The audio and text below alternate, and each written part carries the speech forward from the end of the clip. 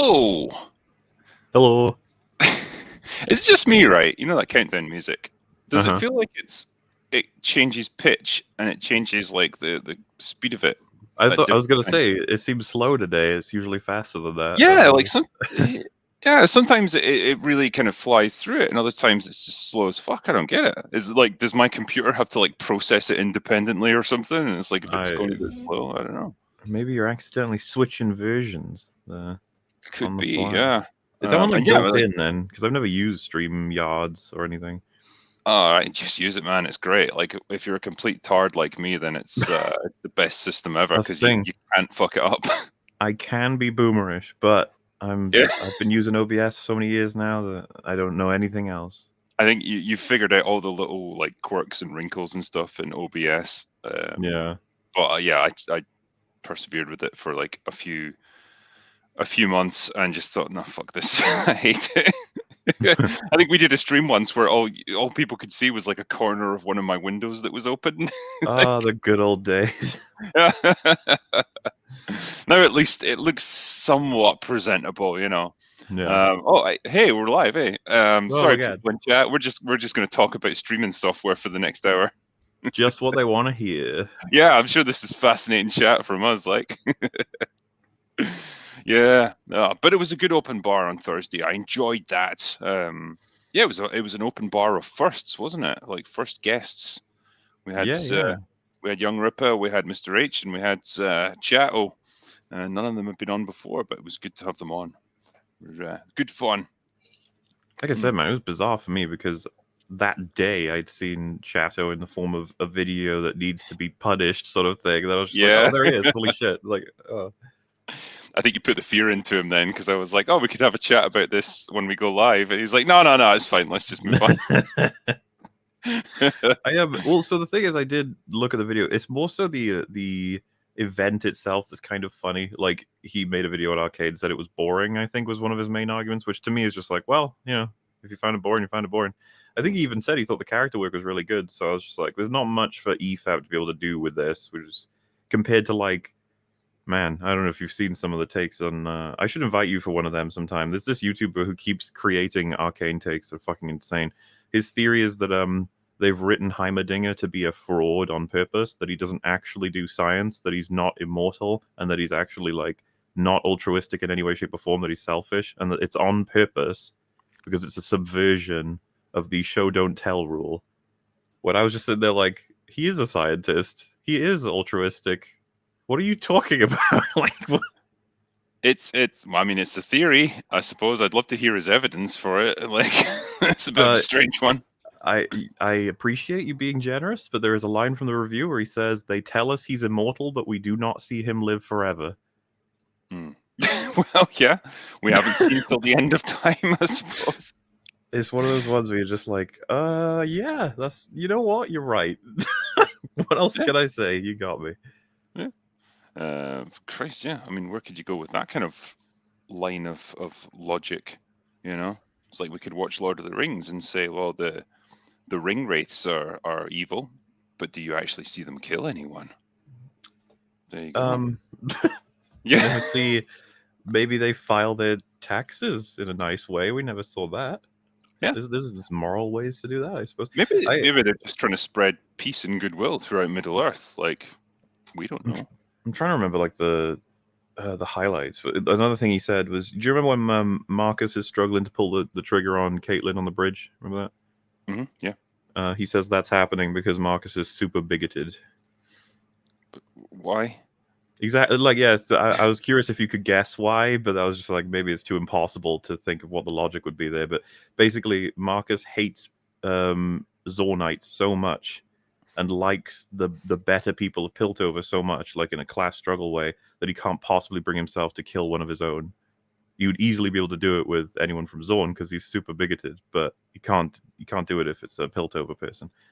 As opposed to the reality that Marcus just doesn't want to fucking kill people. Yeah, I mean, there's a pretty strong element of projection there, I would say. It's kind of fascinating because a lot of his videos are about how good Arcane is, and his whole channel's about Arcane. It's just like, I think he's just watched it so much and so long, and he's managed to cross event horizon of knowing about it to knowing things that don't exist about it. Yeah, is it one of those things where you have a theory and you think about it so much that it almost is self-reinforcing, and then before you know it, yeah, it just becomes fact in your mind. I Yeah. don't know, man, it's bonkers. But yeah, I'd be curious to know the sort of rationale behind all this stuff. Someone here in chat was saying, actually, I missed the open bar and then you deleted the original, so now I'm sad. But don't be sad because it's now on my second channel, Critical Drinker After Hours. That's where you get all of my open bar streams. They're What all have I there, told and you? You're supposed to unlist the old ones, not delete them, Drinker. That upsets viewers. You can't have I that. know, but like, it really becomes a pain in the arse to administer the thing from behind the scenes then, because there's just so much content there that I've got to try and scroll through. And it's easier to just get rid of the original and put a new one up for me. And I can download it direct from StreamYard, so it's like super high res and everything looks lovely. So yeah, that's the way I tend to do it now. Because StreamYard's fuck. I'm talking about streaming software again. Jesus, I'm becoming a boring arsehole. I'll just put it simply, right? It records everything that you do whenever you do a live stream. And so it's there. You've got a perfect, pristine copy that you can then do what you want with. And in my case, I've chopped it up into little pieces occasionally so you can get like the interesting bits, like the highlights, and then I'll put the whole thing up as well on my second channel so you can not miss a second of it. Yeah, there you go. So, anyway, that's enough about me being a boring dick. Yeah, we've got some super chats. Shall we see if we can go through them? Let's do it. All right, then. I think this is as far as I got. Who said RRTNZ? He said, "Hail Drunkler. Also going to re-recommend the new Nick Cage film. Intentionally hilarious, self-parody, worthy of a drinker review. Have one on me, mate. Cheers for that." And I assume that's the unbearable weight of massive talent. I've heard good things. I am interested to watch that. It does look good. Drearier Spider 1 says, "Airline masks dead, CNN Plus dead, DeSantis spanks the mouse. Cheers to a fantastic week, gentlemen." It's been an eventful week, I would say. Yeah, CNN Plus, that lasted about as long as a fart in the wind, really. Do you see was it like a tweet that was like, for those of you who are laughing at CNN Yeah. Plus going down, it's like, many people have lost their jobs. I'm just sitting there like, well, yeah, that's just how it works, right? Anything that's in the industry that suffers means that someone's lost their job, of course. It's like, I it's not a know. surprise. But the thing is, really, have that many people lost their jobs? Because it's going to be the same CNN people, like just producing their stories. It's just like the service that you're using to then get it across to the public is changing. But like, you're still going to need all those people. I guess they'll just get redeployed or whatever, or they'll still just keep Yeah, producing whatever content they presumably produce. they'd get shuffled around, but like, I don't remember ever. We don't float industries or institutions based solely on like we need people to have jobs. It's like, well, we put them in places we need people to have those jobs, right? That's just how it works. Yeah. This thing, how long did it last? This CNN Plus thing? 1 month, I Yeah, believe.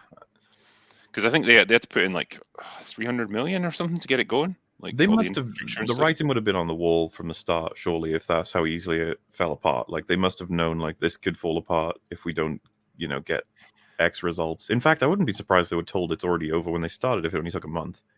I mean, the logic behind making it is baffling because it's like, I think pretty much since Trump went out, like their ratings have cratered because they don't have as many stories to sell now. And so their ratings were already flatlining. And so what they thought was, oh, I know what'll really help.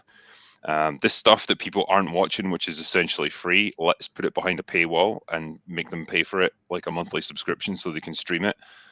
Yeah, not many people are going to go for that, and that's where they ended up with. I think they got like 100,000, 200,000 subscribers, paying what, $5 a month. That's not gonna recoup your 300 million very quickly. Nope. Jesus. Well, never mind. Next one is Lucifer the Doberman, who says, "Wow, this is better than Infinity War." It really was. It was the crossover that everyone needed, and I think we should feel proud of what we did there, MauLer. I think so. Better Yeah. than Infinity War. I'm going to quote that. Nothing wrong with quoting the truth. Yeah. Steve O'Devil said, "Hail Drinkler and MauLer. Awesome to see young Ripper on the stream. It was awesome to have him on." These streams are truly the crossovers that the people need. Cheers. Thank you very much. And that's the great thing about Open Bar. We've got an opportunity to get pretty much anyone in if they're willing to come on. But yeah. Yeah, and you get like these big characters from across the internet to clash and sort of bounce off each other and stuff, which is just a cool dynamic with the streaming element of all of this. Because the voices for like Eric July and Mr. H, for example, they're very, very unique and got their own passions and stuff. So it's just cool to see what ends up happening when you put these people together and stuff. Yeah, absolutely. And what's the next one? Brenton Palmer, he said, perfect timing. Great, finally get to see all you massives live.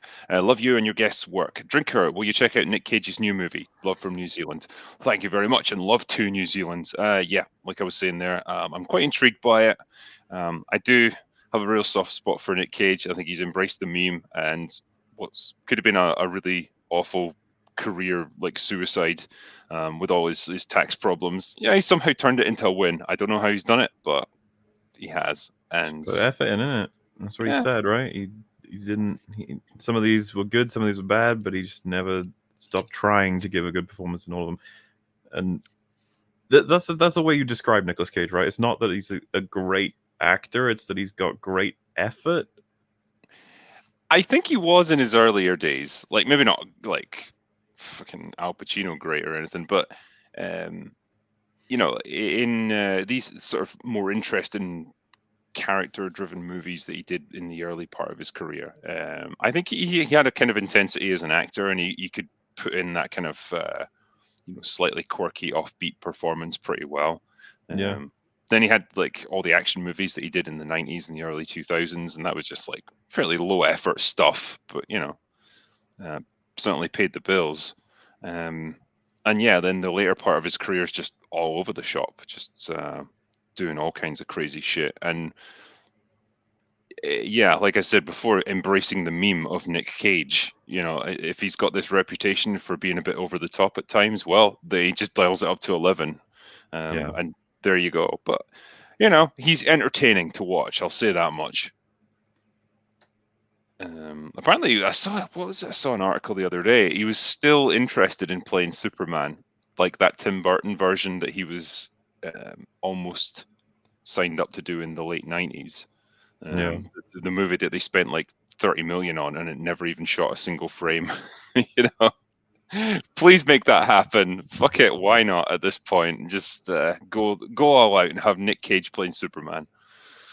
Um, Scott Vakra said Tarantino said these things go in cycles. In reality, ideological movies, unless they are metaphorical, will always be insufferably obvious. Good writing will alleviate. Um, I think, yeah, because we've discussed this before. Can you have a pretty ideologically driven movie that still works just because it's really well written? Um, and I'd say yes, you probably can. If there's a certain amount of the message that you can work into a film, it's almost like there's a kind of critical mass. If it goes too far beyond that, that's when people just say, "No, this is bullshit." But if it's well written, it can incorporate a lot of that stuff without destroying the movie. Yeah, a lot of times there's lots of rules of thumb about this. Like, you should have both sides of the argument. You should not tell the audience overtly exactly what to think and what to feel about things. Um, you should have like a lot of it shouldn't necessarily just overflow any of the story elements. Like, because oftentimes how we find this sort of stuff on EFAP is when we're like, why is this character so hideously out of character, or why is this so convenient? And then it's like, oh, because they probably wanted blah blah blah, and they couldn't figure out how to write it in. So I'm Mm. trying to think, like, there's a lot of stuff, especially like this happens with games a lot. I'm assuming you've seen the conversation, but when people argue over whether Bioshock is political, it's like, Yeah. I mean, it is, but it's really fucking fun. And a lot of the points it's trying to make, I think, are a lot more complicated than just Ayn Rand was wrong. Okay, and you're like, all right, like it's a lot more entertaining and meaningful than that. You have characters that are all over the place in terms of what they believe, and they all clash. Um, Yeah, I always saw it as a commentary on human nature, and like the politics that you try to slap on top of them are just a sort of thin veneer that they operate under, and ultimately people will find a way to subvert that if they want to. I mean, And that's I often talk about how some of my favorite audio diaries in that game are when Andrew Ryan is basically like realizing that his fundamental system in Rapture might have to be compromised in order to maintain security and safety for the people.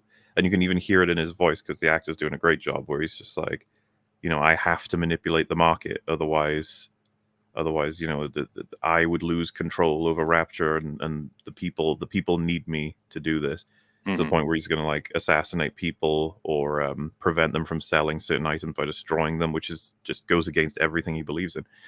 And I'm more interested in that happening rather than thinking you're right. Objectivism is really ridiculous. Like whether or not Mm. you have that perspective, I just think that character first, man. That's typically what we advocate for as well. Hmm. And so if there's Indeed. politics in there, it doesn't mean that the politics is the only thing in there. Well, I think as well, like when we talked quite extensively about Arcane.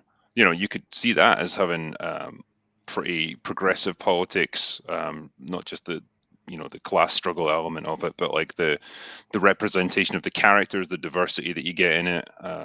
Like, all of these things are present in Arcane, but they're woven into a good story that plays to the strengths of that. It doesn't feel like jarring, you know, tokenism that's just been awkwardly shoehorned into it. It all plays into a coherent story, and it's like, yeah, okay, fine, that works. Can't really fault it there. Um, for me, it just proves like, yeah, it can be done if it's in the hands of skillful writers. Yeah, I agree. Um, A. Marcellus said, "My dad saw The Batman. He gave it a C plus. He said Matt Reeves was in over his head, Pattinson was too stiff, and Michael Giacchino's score was horrible." Um, okay, I I think we guess there's read that one, didn't we? Because I was surprised that they said it was a horrible score. It's just like, damn. it might be one of those ones that I brought up as we went. Yeah, I give it. I would. I don't know if Matt Reeves was in over his head. Like, I think we generally agreed that the first like two acts of the movie are pretty solid. It's just that when you bring in all that stuff about blowing up the the wall The around the city, city and yeah. flooding it, yeah, and all that shootout crap at the end, like it kind of undermines the rest of it, which was a fairly tight character-driven crime movie, which is a shame. Pattinson, didn't love him in the role, but I think I'm sure I've said this to you guys before. Like, you can put essentially any man, as long as he's not like ridiculously out of shape, into the bat suit, and he's probably going to look pretty intimidating. This big armored dark suit with the cape and the cowl and everything. That's got the intimidation factor. It's the suit rather than the man in it. Yeah. Ultimately, the strength of the performance comes down to how well he can play Bruce Wayne, and that's where I think Pattinson came unstuck a little bit in this. Um, Deluri89 says, "Nice combo. The Drinker with Eric July. Two with great content and great cultural taste." Thank you very much for that, man. It was great to have him on. Jay Bond says, "Religious media probably isn't your thing, but have you heard of The Chosen? It's the first media depiction of Jesus that I actually like." Not familiar with The Chosen, I'm afraid, so I don't know. Neither am I. No. Simply Rocco said, "Hail Drinker, Ripper and Company. I actually work at AMC, which owns BBC, America, Acorn TV, etc. Every time I pass by any Dr. Karen items or stuff, I literally stop working to go take a shit." Right on. Yeah. So yeah, the like Doctor Who is now technically no longer in the hands of the BBC. It's been bought over by AMC. Is that correct? So Uh, wasn't it Sony or whatever that bought Bad Wolf? I can't remember. it's confusing. But I've heard that multiple times that essentially the BBC don't have the kind of creative control over it that they had before. I'm just amazed that anyone would buy it, to be honest. It seems like kind of a franchise that's on life support. I suppose there's a bit of like I don't know if there's. I guess there's someone at Sony who believes that they can fix it, or that they know the potential of this IP if they just resurrect it. Like maybe that's going on because Yeah, Doctor Who can be enormous if you have talented people creating those episodes. And like, I've talked with Jay about this. Like, Doctor Who has had a lot of bad times over its history.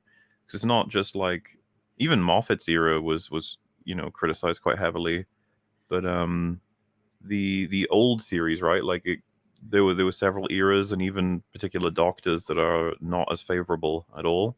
And Yeah. so if you look at it as like a big broad thing, it's like it's going up and down and up and down and up and down. And right now we're at probably the lowest it's ever been. Does that mean it can't go back up? It's like, well, I think if it were, it would require a new showrunner, a new doctor, and a new company that's behind it. That does seem like the kind of thing that we'd need, and looks like that's what we're getting. So Mm. Yeah. give it a shot, eh? Well, we can but try, I suppose. Um, UB Roy says we're sponsoring the drinker to say Ripaverse in order to sponsor Young Ripa. There we go, Ripaverse. Make it happen. Moritz Strict Matter says my credit card is burning hot already, but I'd like to hear your thoughts on three groups on YouTube: the politics, nerds, and anti-tubers. I don't know, what can we say about the nerds on YouTube? We definitely covered this one because this took us a while trying to figure out what they even mean by any of this. Oh, okay. I should probably skip up a little bit then, so that I don't just go over the same things again. Uh, so there was one here about Thor 1 was far and away a better Thor movie than Ragnarok. Also not a fan of Taika's casting couch conduct with Tessa Thompson. For Lady Thor, the comics failed already. The movie will too. Did we cover that one at all? No, I think that sounds newish. Okay. Oh, then again, casting couch. I think someone made that joke, didn't they? Because that's yeah. See, if I'd been properly prepared, I could have just like replayed my last stream and just seen how far I got with it, or just made some kind of like note or something. But that would require a bit of planning ahead, so that's hmm clearly not what I did. But yeah, to answer that question, yeah, I mean Tessa Thompson, she was already there from the point from Ragnarok onwards, and when we saw those like pictures of her with Taika, I thought that was during the shooting of Love and Thunder. So I don't know if she'd been involved with them before that, or if this was the first of it, or what. You don't really get the context there, so I'm not sure. I will say I didn't really like her as Valkyrie. I think that's pretty fucking obvious. I wasn't fully satisfied with the story because it's I think there wasn't enough done. Remember, like it's a lot of it. She's incredibly cowardly. If you look at her story, the Valkyries were defeated and she abandoned Asgard as Hmm. a result. And then after Thor basically suffers throughout that film trying to get everything to work, she like drunkenly is like, "Okay, I guess I'll help," and then does, and then gets to be what, King of Asgard. Like, to me, this we're missing some kind of penance in some way, acknowledgement that a lot of this could have gone a lot better, a lot faster had she been the person that Asgard needed her to be, sort of thing. There's lots of potential there, but it feels like we avoided it. Because Valkyrie's cool, but it's like, yeah, Yeah, I mean, I liked her intro when she kind of staggers off the side of the yeah. ramp, and because she's drunk and it's funny. But then none of that ever shows up again, and like, yeah, again, like she's meant to be this like broken drunkard who's just wallowing in self pity, but then again, you don't really see that. She drinks occasionally, but it doesn't have any effect on her because the plot doesn't need it to at that point, and yeah, she kind of always has the upper hand over Thor, and it's just it's a bit tiresome, man. And I can yeah, I can this understand that perspective. He does end up outsmarting it though.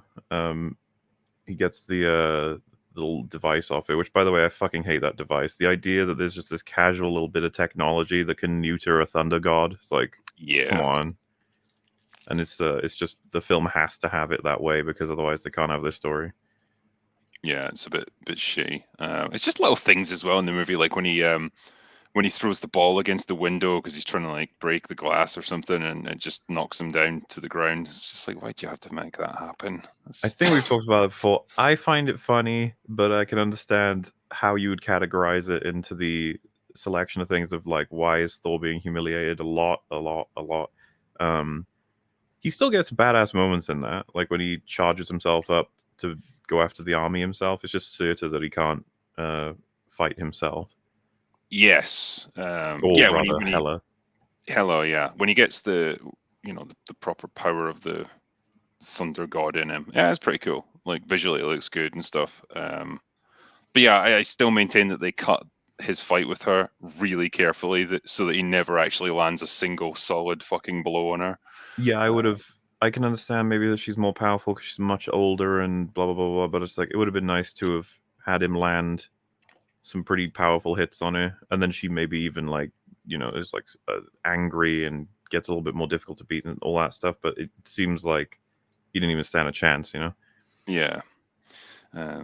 Scott Vakra said, showed me your Miss Marvel video where Thanos smacks Captain Marvel and everyone cheered. We have hope for the future. I wish I could have edited that in a bit better, but yeah, you get the point. Voyne says, hey Drinker, been a fan for over 3 years. I've always wondered, have you ever thought about reviewing or promoting the film Snatch? Yeah, we talked about Snatch a fair bit, just like offhand conversations, and really liked it. I guess it would be good for an extra shots review. Yeah, yeah. But yeah, it's like that and Lock, Stock. Fantastic. Great fun to watch.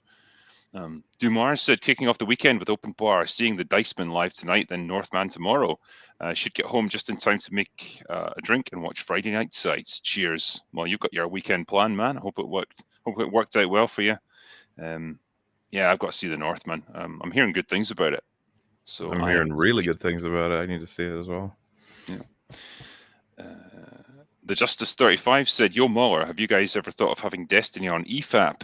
Now that he's YouTube only, I feel he'd be a good person to have when you guys do streamer critiques. Ellie's gay, by the way. I dropped him an email. Didn't get any replies, so I figured that maybe it wouldn't work out in terms of like. I was trying to think of like this is the problem whenever we sort out guests, right? So the classic example I go to is Rakita Law. I'm very invested in having him on EFAB. Unfortunately, I haven't quite figured out what topic we would even do. Because it's like, I guess, and I'm opting at this point to maybe try and set up a thing where we watch some movies that relate to law, and then we have him on, ask him questions about it, see what he thought. Like, I don't want to box him in because I'm sure he's more than capable of talking about fucking anything. But I simultaneously don't want to bring him on for an episode, and then he's just like bewildered as to what the fuck he's supposed to do or say.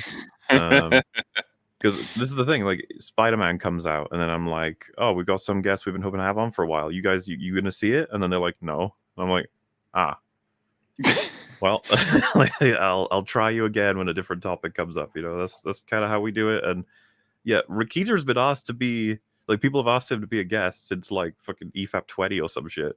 It's been so long, and it's just an unfortunate thing that slipped through the cracks and stuff. But there's a lot of people like that, and yeah, Destiny. I don't know if he cares about movies that much, and if you don't care about movies, EFAP's a weird podcast to go on. Yeah, you're not going to have much there. Yeah, when I had Rakita on to do a happy hour, we talked about Train to Busan. Mm-hmm. Just because it was like it was his interest to do it. Like I kind of approach people and say, well, yeah, we can do a happy hour stream. What would be a movie you'd be interested in talking about? And that's what came up. I was like, yes, great. Yeah, we had But yeah, Dankula on to do that. was that sorry? We had Dankula on to do Train to Busan when we did our episode for that. Oh, nice one. It's kind of cool that a lot of people like that movie, which is good because it's Great, fucking great. yeah. I just, yeah, I'm always reminded of like when we've had Sargon on, and we have to just basically explain every aspect of pop culture to him as we go.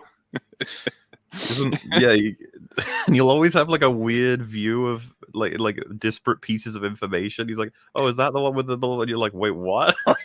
It's like that's why you remember it. Yeah, he's good fun. Andy B said Chato sounds like he's doing a Barrett Jackson auction with his Texas accent. Yeah, I think that's how he based it, just like speaking extremely quickly. Next one is Harry Blackwell says, "Hello, gents. What would you say are the best movie performances ever? My top three are Daniel Day-Lewis in Gangs of New York, Ledger as the Joker, and Al Pacino in Scarface. No particular order to these." Good question. Damn. I mean, how'd you pick from like thousands of movies? Great performances, you know. I probably want to go by actor, like pick my favorite actors, and then start thinking about their individual best performance. Because like I'm assuming they don't mean for the question to go this way, but it's just like it's kind of impossible to like, what is the best ever. I would say Marlon Brando in Island of Dr. Moreau. Truly Oh the God, greatest of yeah, performances. just brilliant.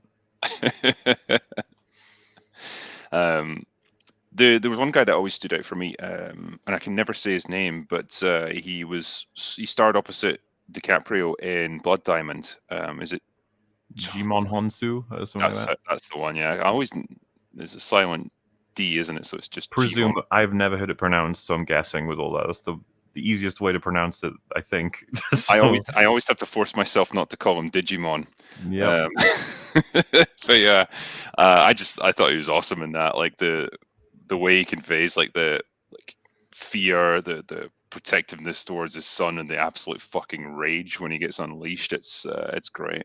Really liked him Fun in that. fact: he and Chris Evans both starred in that movie called was it Push, which was like a original superhero type universe thing where a bunch of Okay. people have powers, and that movie didn't go anywhere. I think it didn't have any success, but I remember enjoying it.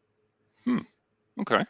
I think the way it works was like there's one you get one of five powers per person who's got powers, and one of them is to push people just with like the force sort of thing, and one of them's like mind control, and just a sort of selection. And I think the movie's just about Chris Evans coming to terms with having those powers. Right. Okay. Hmm. Yeah, I didn't know much about it, if I'm Yeah, I honest. think it's just one of those ones that sneaks by. Hmm. But yeah, if I was to pick any others, man, that's a big field.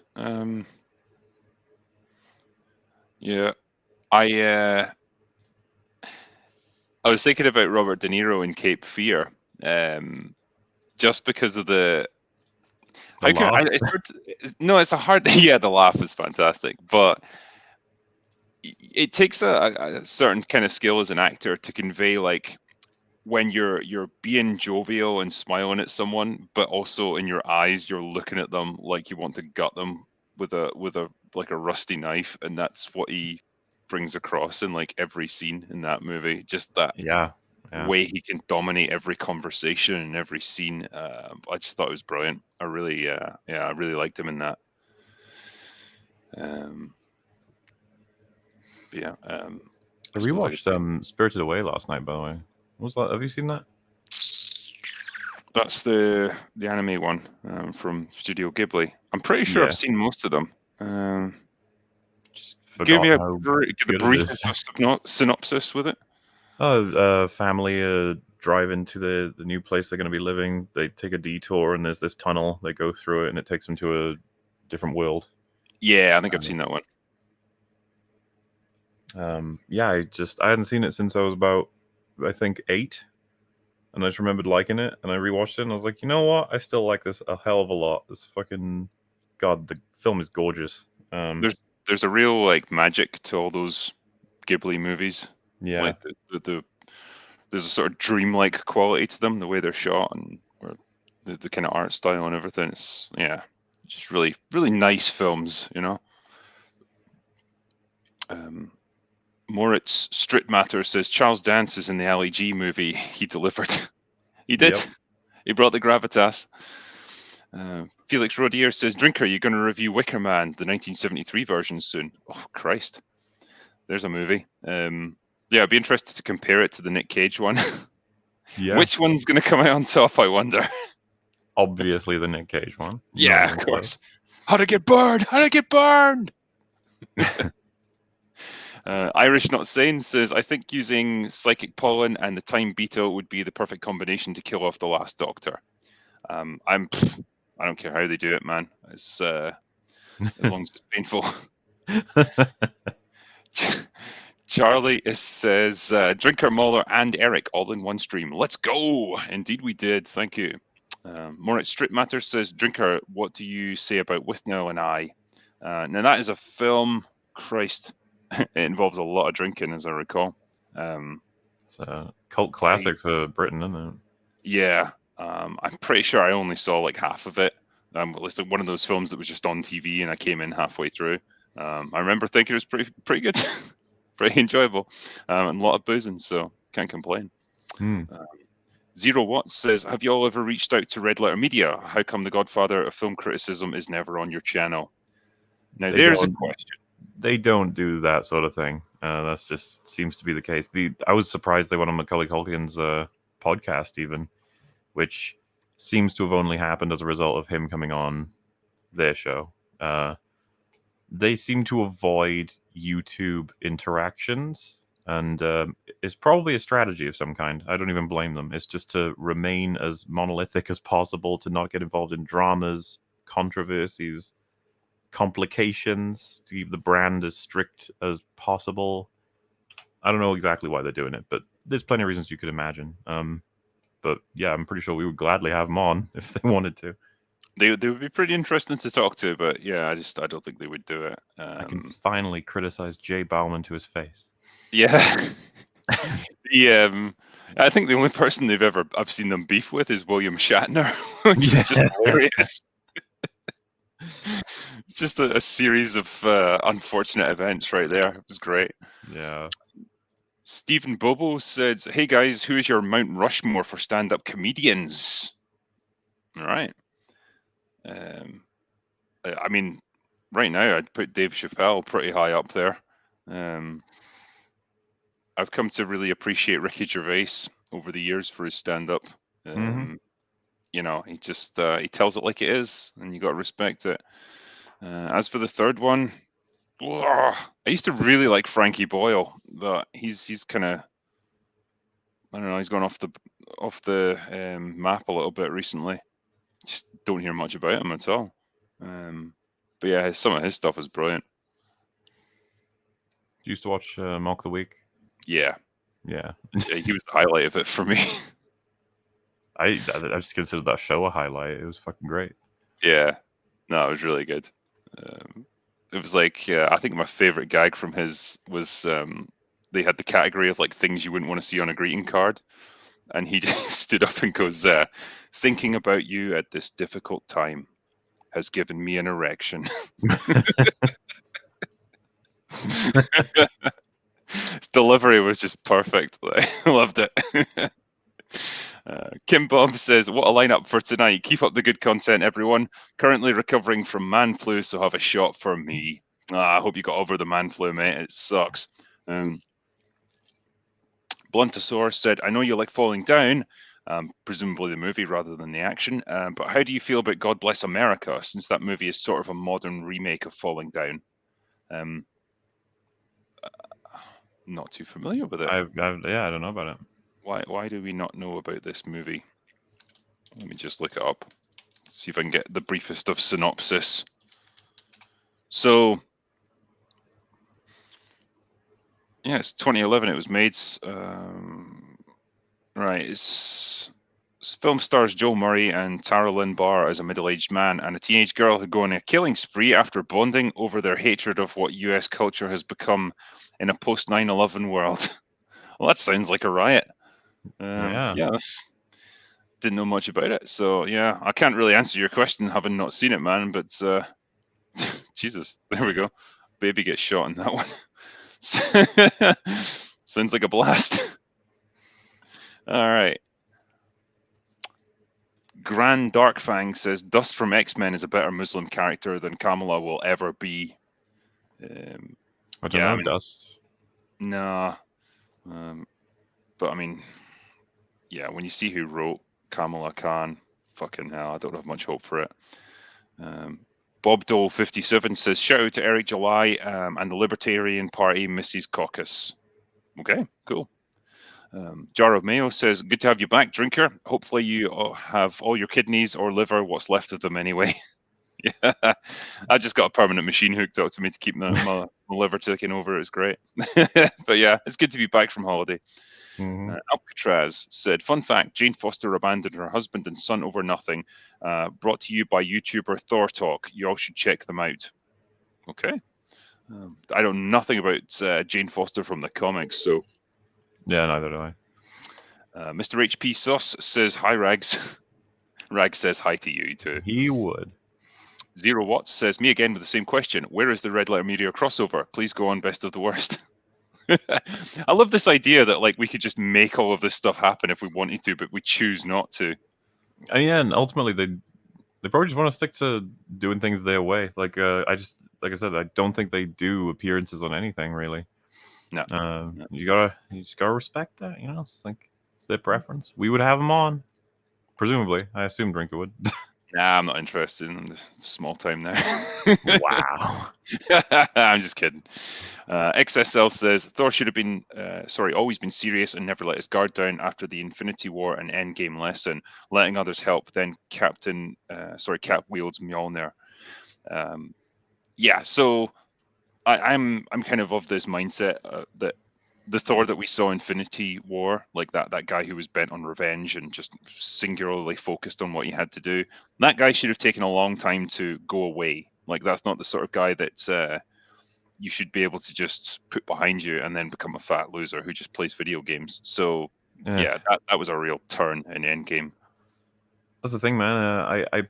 I can already picture like this alternate version where they go to that new Asgard area and there's like a castle, and you just find out that he's not doing much for the people. He's much more to himself, and like they go through the castle, it's just dark everywhere, and you could maybe even you'd see his eyes before you'd see him because like the lightning and stuff, and he's just fucking angry. He's just angry at everything, and he's disappointed in everyone's failures, and it stems from his own to not get Thanos. You know, that's the story that I think everyone would have been way more fucking interested in instead of, oh lol, he's playing Fortnite.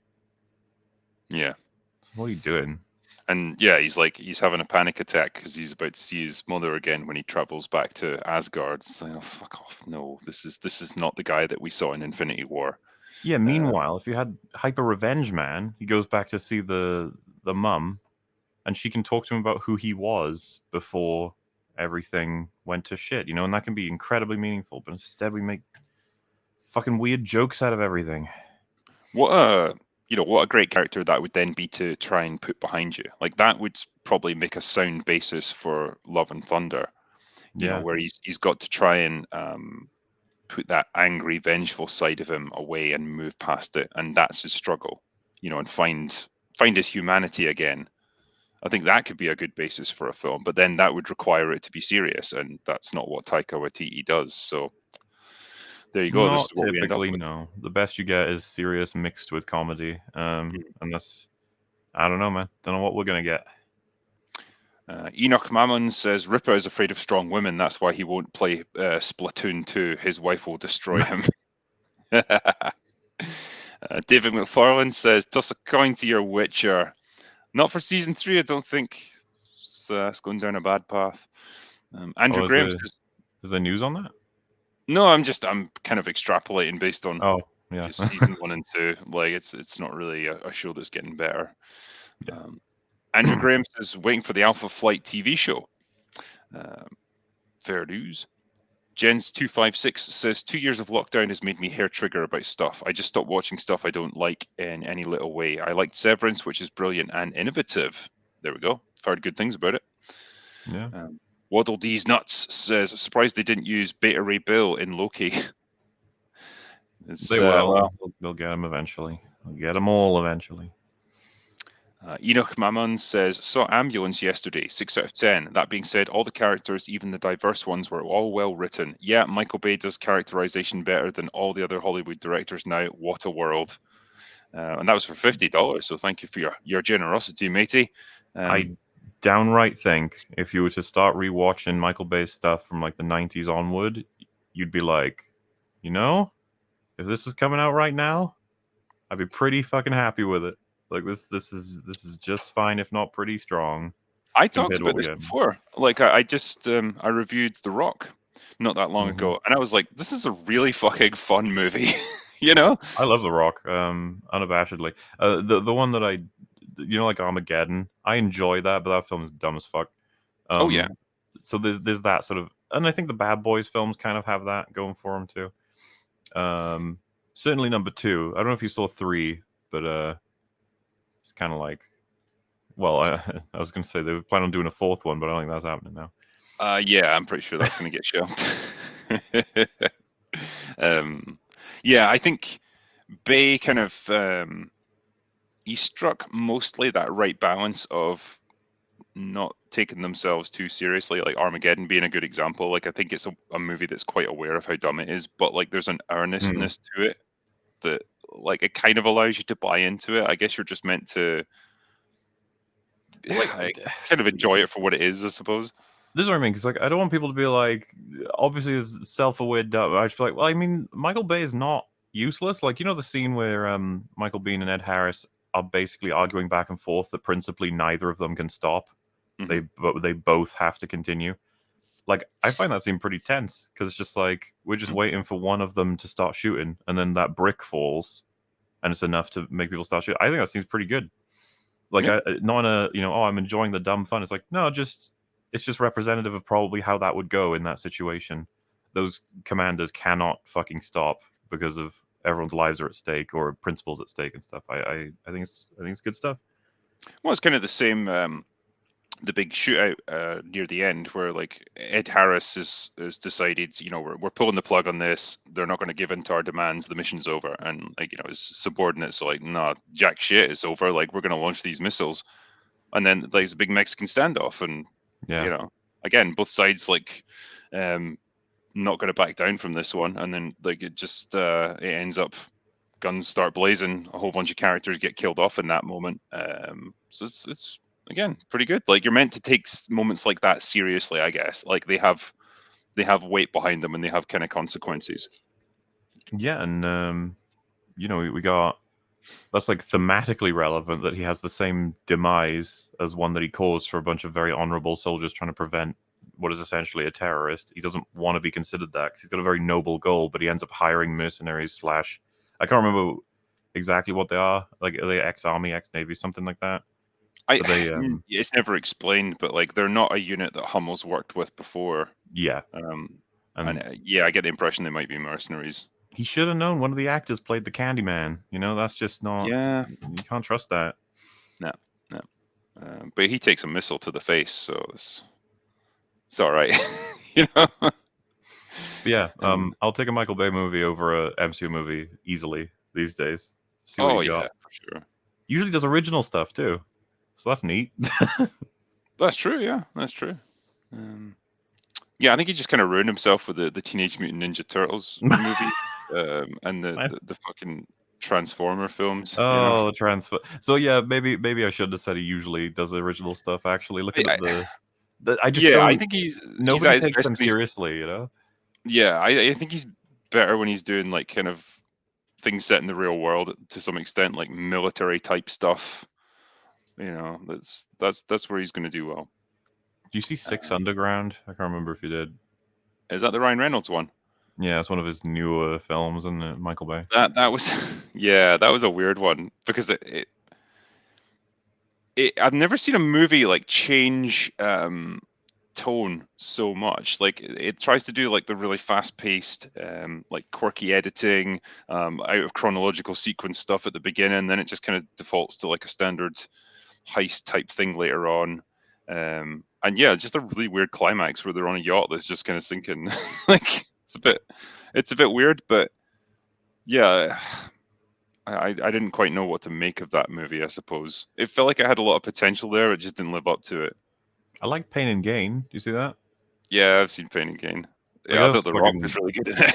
yeah. It's probably one of my favorite Rock performances because he's not like the Rock in that. He's a bit more insane, Yeah. which is fun. Yeah, he can do fun movies, yeah. I need to do like a Michael Bay marathon somehow, or you know, review more of his movies, see what the trajectory of his career has been like. Um, Bearded says, "You watch Thor will end with Jane killing the villain, where he'll go, 'No god can kill me,' to which she'll say, 'I'm no god.' Like the Lord of the Rings, 'No man can kill me,' the Witch King moment." Yeah, Something's going to happen with her. Like, It'll be great. I think we can assume she's not just in the movie to like wield the hammer for 2 minutes and look cool. Like, she's going to be doing something pretty important, and it's probably going to be overshadowing Thor. Paul C said MCU became a soup sandwich. South Korea seems to be more on point with cinema. All of Us Are Dead, The Witch, Train to Busan. Yep. Squid Game. I take it you haven't gotten around to watching All of Us Are Dead yet. So it was me and Frankie were looking for something to watch last night, and I was like, "Hey, let's watch All of Us Are Dead." And he said he'd rather watch Spirited Away, and I was like, "All right, fine." I'm so sorry.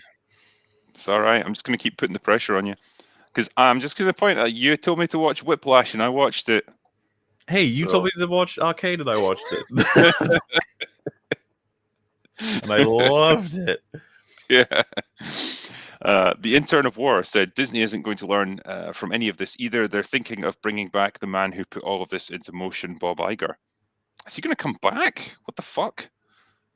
I don't know what the politics of the studio are there. I thought Chapek was in now, but Yeah, I don't know. who knows? Double Brewski says, if each of you were hired to make a film adaptation and could pick anyone from any source, comic, film, or video game, who would you pick and why? So if you could basically make a film about anything, any subject matter or any property. I mean, it's kind of a boring answer, but I guess I'd want to go original if I had that option. But if we remove that as an option, then I mean anything. I start looking to be like, can we rescue some IPs here? You know, like Star Trek and Star Wars. Dude, imagine being able to make a Doctor Who movie to reboot like everything. You know, it would start off with the Master, as Gary and as we talked about again and again. The Master fucked with everything. Okay, none of that was real, and we just have to right away, because I think that's the most respectful way that you can retcon it, outside of just saying he was sleeping. You know, that's the and I know people would be like, why would you be respectful to it? It's like, well, just because for those who are invested in that retarded fucking change, hopefully we can bring them in as well. Just be like, yep, the Master was fucking with the Doctor. All of the flux. You know what? All of Whittaker's seasons, all in her head, in this crazy, horrible universe where the Master's torturing the Doctor because he finally won, and the Doctor didn't even realize. Recast. We kill whoever's playing the Master right now. Recast as Charles Dance easily. Get him in there. That'd be good, actually. Yeah. The Doctor casting, that's a tough one. I wouldn't want to jump to conclusions on that, but yeah, just yeah, I feel that would be a tempting thing to do, but I wouldn't mind doing the same treatment for all the different IPs that are fucked right now. I mean, yeah, you'd have your work cut out for you, wouldn't you? Man, you know what I'd love to do? I'd just real quick. So in chat said, what if Jodie Whittaker was the Master the whole time? You could make that the twist. It was not the Doctor that we're following; it's the Master. Sorry, carry on. That'd be cool. I'd love to do a Resident Evil movie, like after so many fucking disastrous failures. It's like I'm just gonna do it because I know the games relatively well. I'm gonna do one that's faithful to the games, and just somehow find a way to get it right. I think, yeah, that would be my passion project, I suppose. Yeah. But even when I look at things like the Uncharted movie, it's like fucking hell, man. You had a slam dunk there. You had these games that were practically movies unto themselves with just like nice standard adventure plots, and you chose to do this instead. Like fucking hell. Yeah. Well, it's like The Last of Us, right? Like that game can easily be turned into a movie or a TV show, and it is now. And you're like, I wonder how they'll fuck that up. Yeah. Especially because Neil Druckmann's working on it, so you know that he's going to make revisions to the original story. Oh yeah, yeah. And like, Pedro Pascal, the most un-Joel-like actor I think you could find. Well, like, seriously, why does that dude get cast in fucking everything? As he said, he doesn't want to imitate the Joel from the games anyway. So I guess we're in for something. Don't know what it's going to be. We are in for something. I think that's probably the best we can say about it. Padforce said, only one fifth of you guys are in shades. Meh. I know. I tried to get the others to do it, but what can I say? Yo-Yo says, Drinker, have you watched Daredevil? Yes. I assume you mean the TV show. Yeah. watched all of it and really liked it. Thought it was probably the best TV show that Marvel's put out, if I'm honest. Hmm. Zero Watts said, Drinker, have you ever thought of doing a live show? Your fans in America would love to host you. We all want to hear you in person, and there's no end to the drinks we will buy you. No, thank you. Watch this space. There may be something happening, but I'll get back to you on that one. Oh my. Richard Curtis says, so glad to see Mr. H and Drinker together. Also, always great to see MauLer and Eric. Also, Paul, do you think Kate Blanchett definitely has the royal jelly? I mean, she yeah. kind of decided to stop aging, didn't she? Yeah, she did. I think she made some kind of deal. I don't know. Something's going on. Her and Ralph Macchio, man, they made a deal with the devil. Yep, Satan will be collecting their souls eventually, but for now, they get to look great and everything. She's she's a good looking woman. So yeah, it's like when I did see her in Thor Ragnarok, much as I'm not a huge fan of the movie, I was like, yeah, she looks pretty fucking cool in it.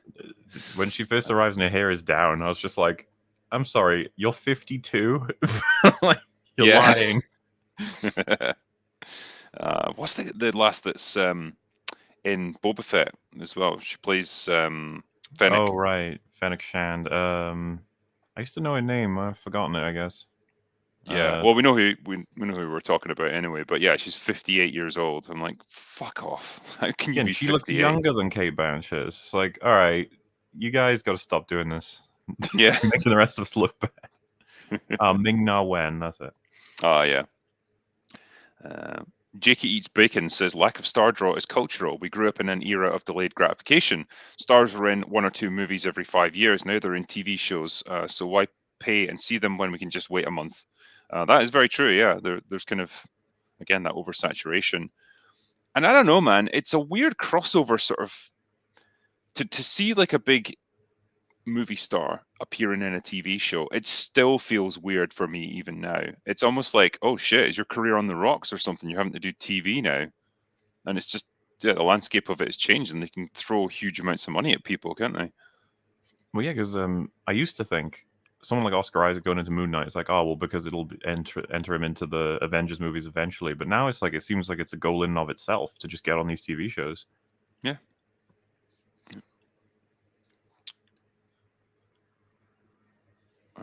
TKE198 said, Mr. H, love your Cthulhu Mythos videos. What are some of your favorite cosmic horror films shows and how much did you hate Lovecraft Country?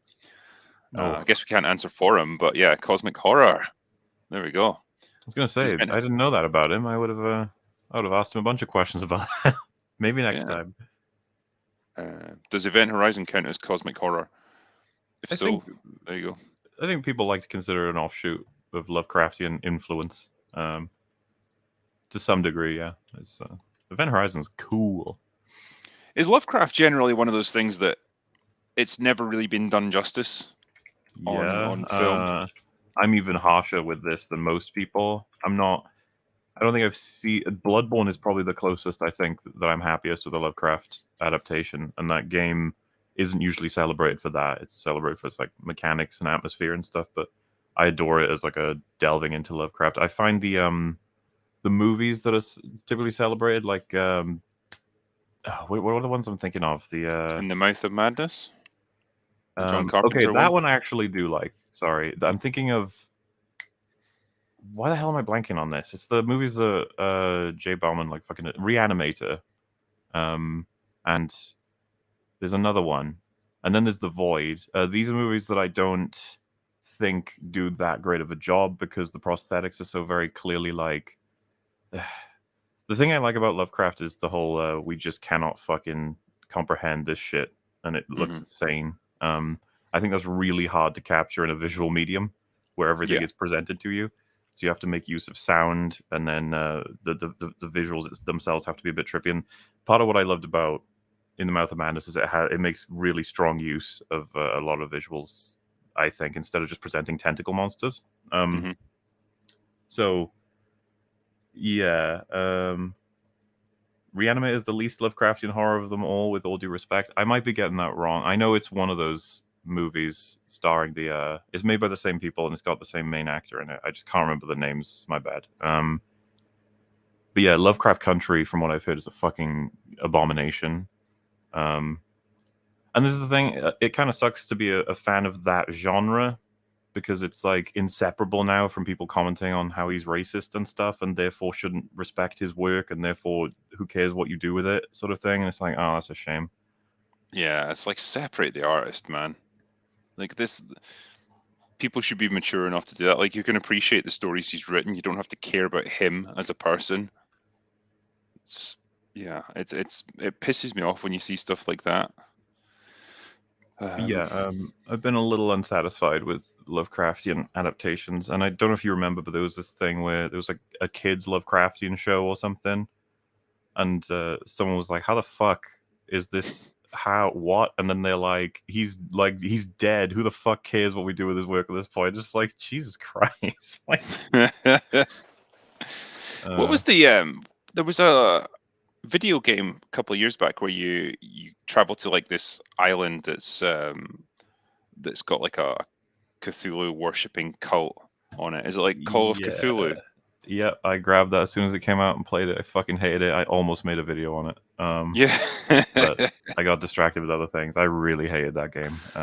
It started out great. I love the eerie atmosphere and Dude, that is the game to make. You're a detective in like we want to aim it to be a lot earlier of an era because less technology available, the better.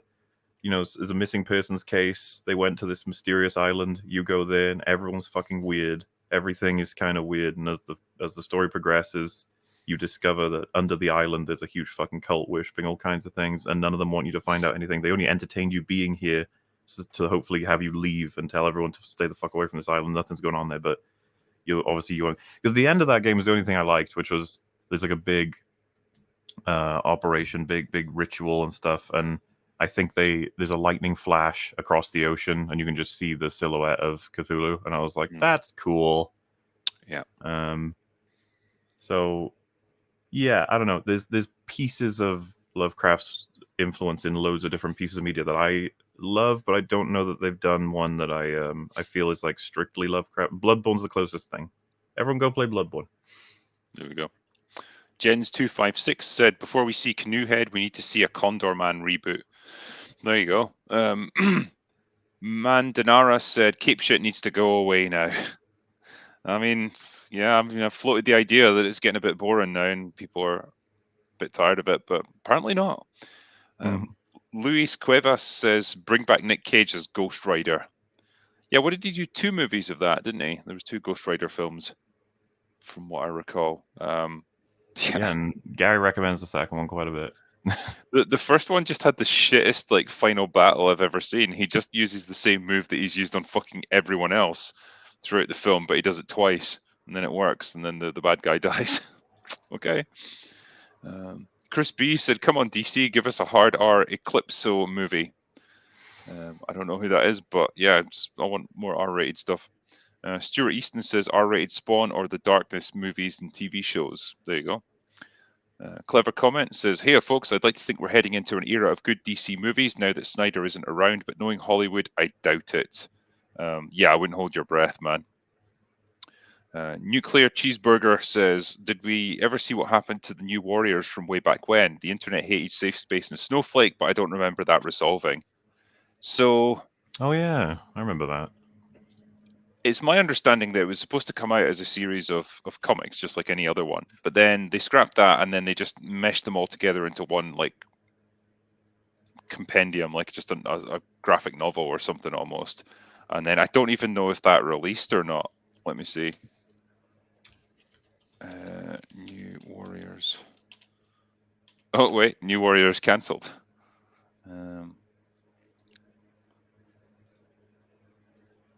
Okay, so no, that was a TV show. Right. No, there's Dude, not much about it. someone was recommending Color Out of Space as a Lovecraftian movie, I guess, and I was like searching for it for ages. I was like, this film doesn't exist, and I realized, oh, fucking American spelling of color. Right. So, yeah, I'm trying to see if there's anything about the newest ones. 6.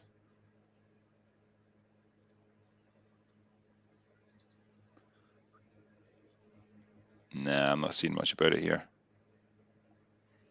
I don't think it really went anywhere. I think we can assume. Isaiah Stratton said, when going from Forbidden West to Elden Ring on PlayStation, watch out for the square button. Okay. Oh yeah, have you done that yet? Forbidden West, yeah. So that's done. So Elden Ring is my next goal. Conquest. Yeah, well, I don't think I'll be conquering it. I'll get humiliated by it, but I'll give it a go. How was Forbidden West overall? I thought it was pretty good. Yeah. Definitely see issues with it. There was glitching and stuff initially, but they patched it really quickly, so I'll give them their credit there. Generally, it was pretty smooth. The open world is enormous. Like, I can't fault it there, and it's filled with genuinely interesting stuff.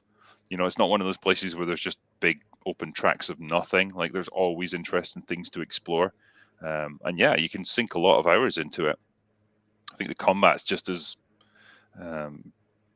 as rewarding as it was in the first game. Like, if you liked it from the first game, you'll enjoy this. If not, you probably won't. Yeah, overall, I thought it was okay. Well, fair enough. Not like the best game ever, but yeah, it's probably worth playing. Just going. So I said, "Bull, are you still streaming Lego Star Wars?" No, I fucking hate that game. Which I bet you never thought you'd hear me say, but there you go. Jaculus Gamer says, would the stuff with Ezra and JD removes Harry Potter franchise's cultural significance like Game of Thrones last season did for the series? Yeah, so because of all the controversy around Ezra Miller and Johnny Depp being removed from the Fantastic Beasts movie, as that tarnished the franchise's cultural significance. You know what, man? I just hate the fucking fact that Harry Potter is like such a massive part of our culture. You know, like, Because it's not very good. People, but people now like reference the books like they grew up with them, like it's like A Tale of Two Cities or something, like the top tier of literature, and it's like fucking books about wizards, man. Like, it's not even particularly well. Like a lot of people. It's not well written. The first thing people really criticized back before any controversies was like Harry Potter's world building not so great. It's like not so great. It's fucking awful. Come on, like it doesn't make any sense at all. All of it falls apart when you think about it for 5 seconds. And it's like, yeah. And then I think as time has gone on, there's a lot about like, a lot of kids die at that school. There's just a forest near the school that has a man-eating spider in it.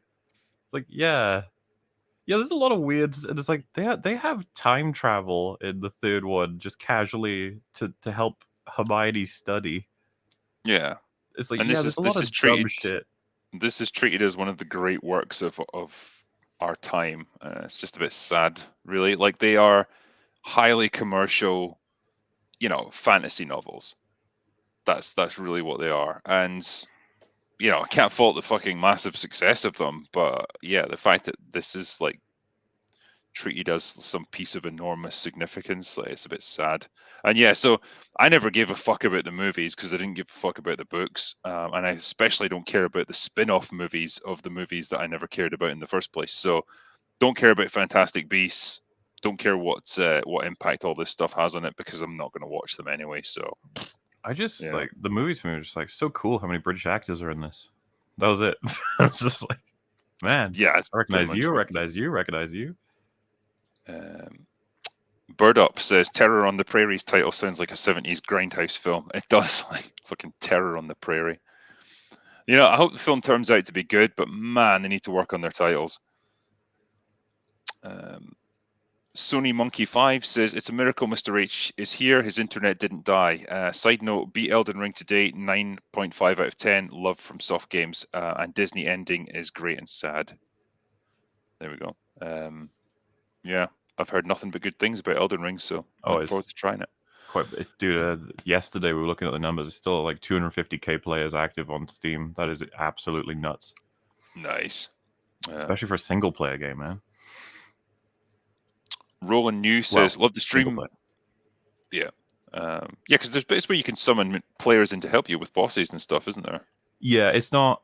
You know what I mean when I say like single player versus multiplayer. Like it's not like it's Halo or fucking cod or anything. It's more so like people can help each other out and stuff. Yeah, is there not a legend of like a dude who, if you ask for help on a certain boss, he'll show up with like a bucket on his head and just fucking annihilate it? Let me solo it. This is Yeah. I love that. Roland New says, love the stream, my boys, quickly becoming one of my favourites. Drinker, Longman, and Ripper. Loving Paul and Mr. H, downing a shot for you. Hail. Thank you very much. Jens256 said, dialogue has died and gone to the Church of Clerks. IB Hampy says, whoa, Ripper and Mr. H. I've been out of work for 3 months because of a back injury. Discovered both in this time out. Now they're my favourites. Mr. H, only good thing that came from that Miss Marvel trailer drop. Okay. Well, I'm glad you enjoyed their stuff, man. Yeah. Captain Dadpool. Drinker, you're the man. MauLer, I was listening to your Major Lee debate while jogging and kept laughing my ass off. Got some looks for sure. Cheers. Yeah, but that's a classic. He's I think he's still out there, still making his videos. But do you know the best thing about that is in his TLJ video back in like 2018, he said that he loved the budding relationship they've created for Kylo and Rey, and he can't wait. Like, hopefully they'll kiss in Rise of Skywalker. And I was like, you are fucking kidding me. There's some interesting people out there. There really are. There you go. You know, those Raylos, they're happy. All right, and that's what matters. Well, they weren't happy because Kylo died, but whatever. Yeah. You can't have it all. What did they imagine was going to happen at the end of that film? Like, they just like get married and, settle down, have a bunch of kids? I'm sure, yeah. Like, how could anything else happen? Anna Marie Evans says, have you seen In the Heat of the Night with Sidney Poitier? I think he's one of the greats. P.S. Drinker, how's your post-holiday liver? Yeah, I mean, my liver's holding up just great, thank you. Got access to all the booze I needed when I was on holiday, so that was awesome. And yeah, look, I'm not even drinking booze tonight. I'm just having a Coke. So even I take the occasional night off. So Sunday is usually my non-drinking day. Jim Junkie 35 gave me $2. Thank you, man.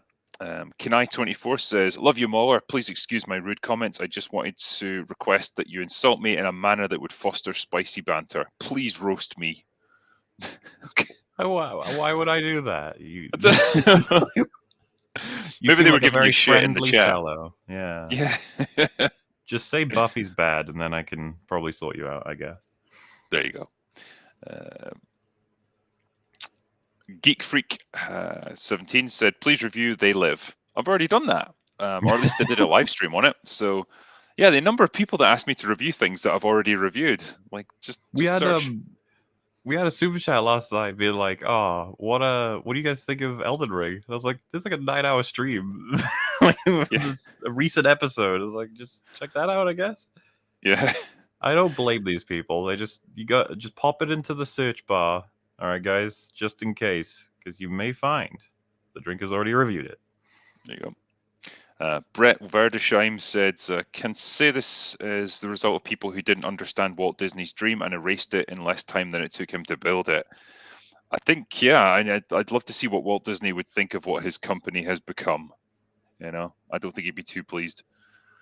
Jim Junkie 35 said someone needs to adapt John Gwynn's Shadow of the Gods and have Gina Carano play Orca. Yeah, I mean, I don't know much about it, man, but fair play. Charles Hurst said they caved because of the attitude that says if you're a known brand or famous, you must advocate for political things because you have a platform. Yeah, I mean, that's it, man. Like, it shouldn't be controversial as a company to just say, hey, we're not doing the whole politics thing. We're just here to make entertainment. That's it. We're not gonna get involved in all these arguments. It seems like a tough thing to criticize, but people still do. It's weird. Uneven Street says, can only stop by for a bit. I'm on my break at work. Glad you guys are back. I appreciate the work you all do. Thank you. Science fiction audiobooks said, can't procreate, got to indoctrinate. Ooh, brutal. Mr. Potato says, as a middle schooler, I can confirm that there aren't any practical subjects. I haven't had a shop class since 5th grade. I'm not surprised, to be honest. Brown Guy Jin says, I went to John Burroughs High in Burbank. We saw To Kill a Mockingbird in the auditorium. Now the school district is known for banning the book. That's pretty sad. That is really sad. Yeah. Rod Thunderheart says, "Hail Drinker, MauLer, Young Ripper, and call me Chatso. Drinker, you always have an all-star chat, sir. Thank you. I recommend 3 Days in Havana. It's Canadian, so I'm sure you haven't seen it. And wow, Mr. Canoehead made it. Is Mr. Canoehead a big thing? Like, I hope so. I just don't know. But yeah, I want to see him in the next MCU. But yeah, 3 Days in Havana. Carter Mel says, "Love your stuff. I've been sending Drinker and EFAP stuff to my friends, so if you get a ton of drunken Marines in your comments, my bad. There's nothing bad about that. That's awesome." Nothing bad about that. Oh yeah, I saw your picture of the Drinker plush now. It's great. Yeah, Thanks for getting one, man. absolutely. I'll put them all in like a big thing. I'll figure something out because I'm gonna get the J one as well. It's fun. It's like a collectible thing now across this sphere we have. Yeah. When's Jace one's coming out? I think there's another few days before Jay's one's done. So 3 months from then, I guess. Okay. Aaron Anderson says that Harvard professor was Roland Fryer. He got Me Too'd. I'm not sure what he was referring to there, actually. Waddle D's Nuts says, "Anyone read Coddling of the American Mind?" I haven't, but I mean, the title kind of says it all. Sean Connell says, "I love this ensemble. Can you guys give more examples of better written female characters aside from Ripley and 90s Mulan helping to prove a point?" Sarah Connor, Marion from Indiana Jones. She was pretty good. I like Gina Davis in Long Kiss Goodnight as well, playing with the idea of the identity. Bride. Yeah, the Bride. Good old Kill Bill. Yeah. I mean, if you gave us some time, I'm sure we could come up with a whole bunch. But yeah, like there's been lots. It just feels like it's kind of a tough thing to do nowadays. It's a bit of a lost art. Yeah, which is fucking baffling, but whatever. Like, what's the? Yeah, it's the quote from George R. R. Martin, right? Where they say like, "How are you so good at writing women?" And he says, "I think of them as people." Yeah. It's crazy, it's a crazy idea, but it seems to work. Immortal Remus says, "Netflix is arriving at the point of canon films approaching by the end of the 80s, start of the 90s. Yeah, overload, maybe, producing too much shit." Benjamin Simpson says, "I reckon Chris Marshall would make a good doctor." Who's Chris Marshall again? I was going to say, I don't recognize the name. Let me see. So the guy who's been in fucking everything, he's a bit like a kind of young Hugh Grant. What would you have seen him in? Done a lot of TV stuff. Yeah, in like say Love Actually, that British dorky guy who goes off to America and he ends up sleeping with like Denise Richards. What movie was that? Sorry. Love Actually. Oh yeah. I know that movie. Yeah, sorry. him, that actor. He's 49 now. Jesus. Yeah, I mean he's got the kind of foppish like British look about him. What did you say his name was again? Chris Marshall. Chris with a K. Oh.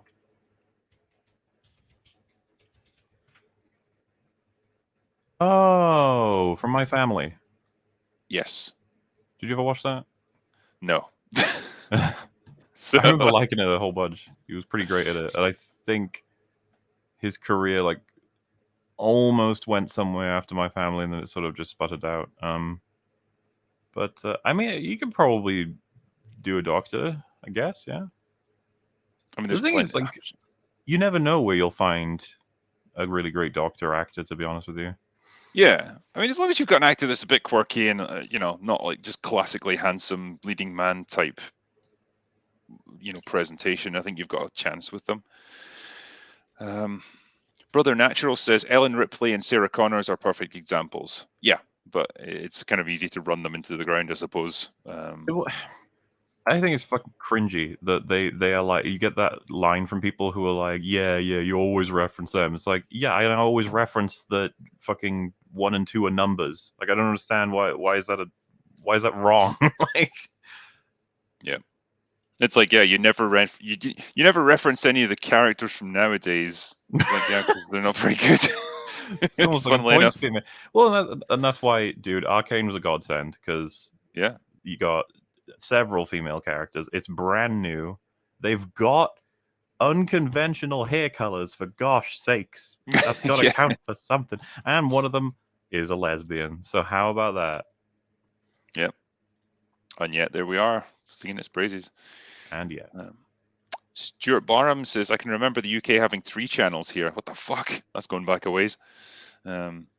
Eugenio Olivencia says, later blokes, I'm off to receive my TRT treatment, aka the Northman. Nice.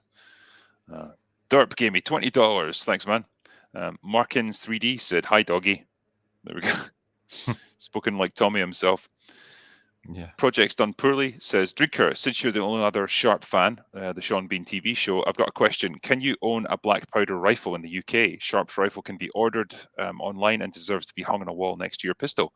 Good question. I don't imagine you could just buy yourself a musket, because it is a firearm, and they tend to be pretty cagey about that stuff here in the UK. So, yeah, you probably can't, I'm afraid. Shame, though, because they are cool. Reese Martin said, being a simp for Eric, but what's the name of your band and the genre? Oh, and he can't even answer. Fuck. Kevin Christ said, Drinker, I saw the movie Branded by Jamie Bradshaw, not Brain Dead by Peter Jackson. Totally different. Oh. That puts things into a different context, I suppose. Yeah. I just think of Brain Dead. I can't get it out of my head for some reason. But yeah, so I'm not sure what the original question was. It was probably like, have you seen it and did you like it? Yeah. Let me see.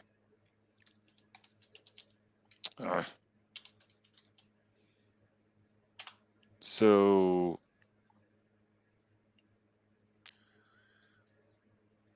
let me see what kind of description I can get here.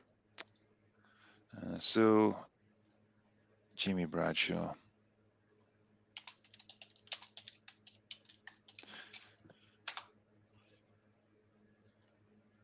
Yeah, it's not had great reviews on IMDb, but for whatever that counts as. Yeah, so it's a Russian-American dark science fiction film written, produced, and directed by Jamie Bradshaw. Yeah. Huh. The cover of it actually looks pretty good. So it's like an alien invasion type story, I guess.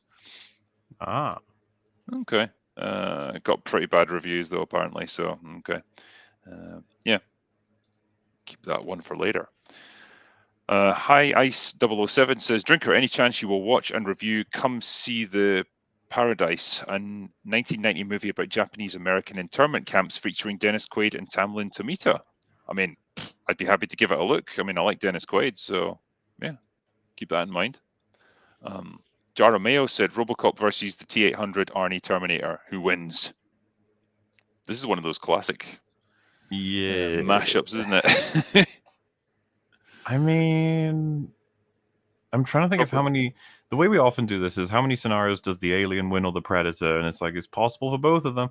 But with RoboCop and Terminator, does RoboCop have the weaponry to take down the Terminator? I don't think his gun would do the job, so he'd have to like get something else from those like Barrett 50 cal sniper rifles they have in the first movie that somehow just make things explode. Oh One of them yeah, would probably take out a Terminator. they actually do use that in Terminator Genesis to kill a Yeah, T-800, I think. Yeah. they do. Yeah, so that like that kind of armor piercing would probably do the job. But then if you didn't have that, if it was just like an almost a hand to hand fight between them, I think the Terminator would probably win because RoboCop's kind of vulnerable. I'd give it to Like, the Terminator myself. Yeah. Jarameo also asked, "What's your favorite Jackie Chan movie?" Christ, now you're going back a ways. Oh man, see, I'm not gonna like just name this like Rush Hour ones or whatever because it's like they're just. Yeah.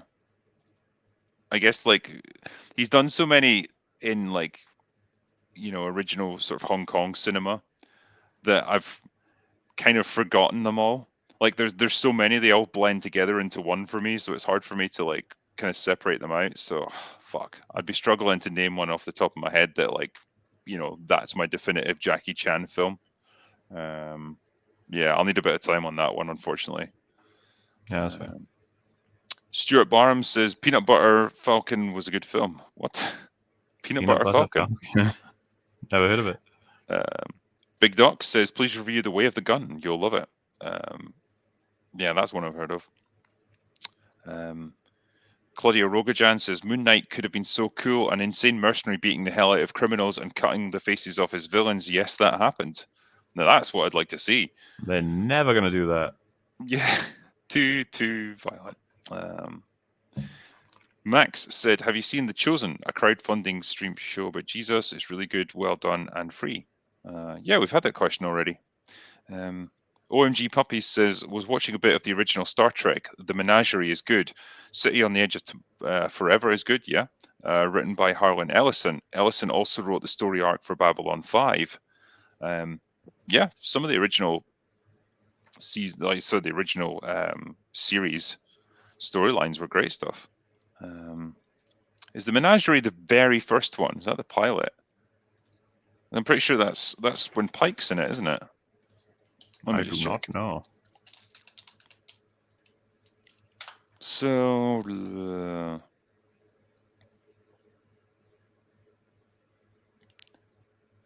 Menagerie. Okay, no, so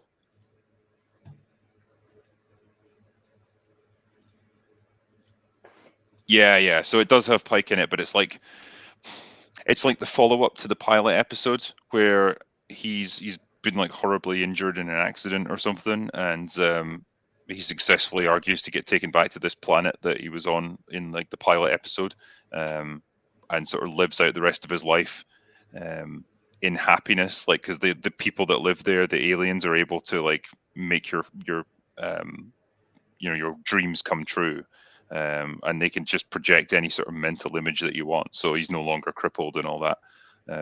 It was quite a good premise actually, because the pilot episode of Star Trek, like they were originally going to go with a different cast, and they tooled it up differently. They brought in William Shatner to be Captain Kirk instead, and so the original Captain Pike just kind of got forgotten about.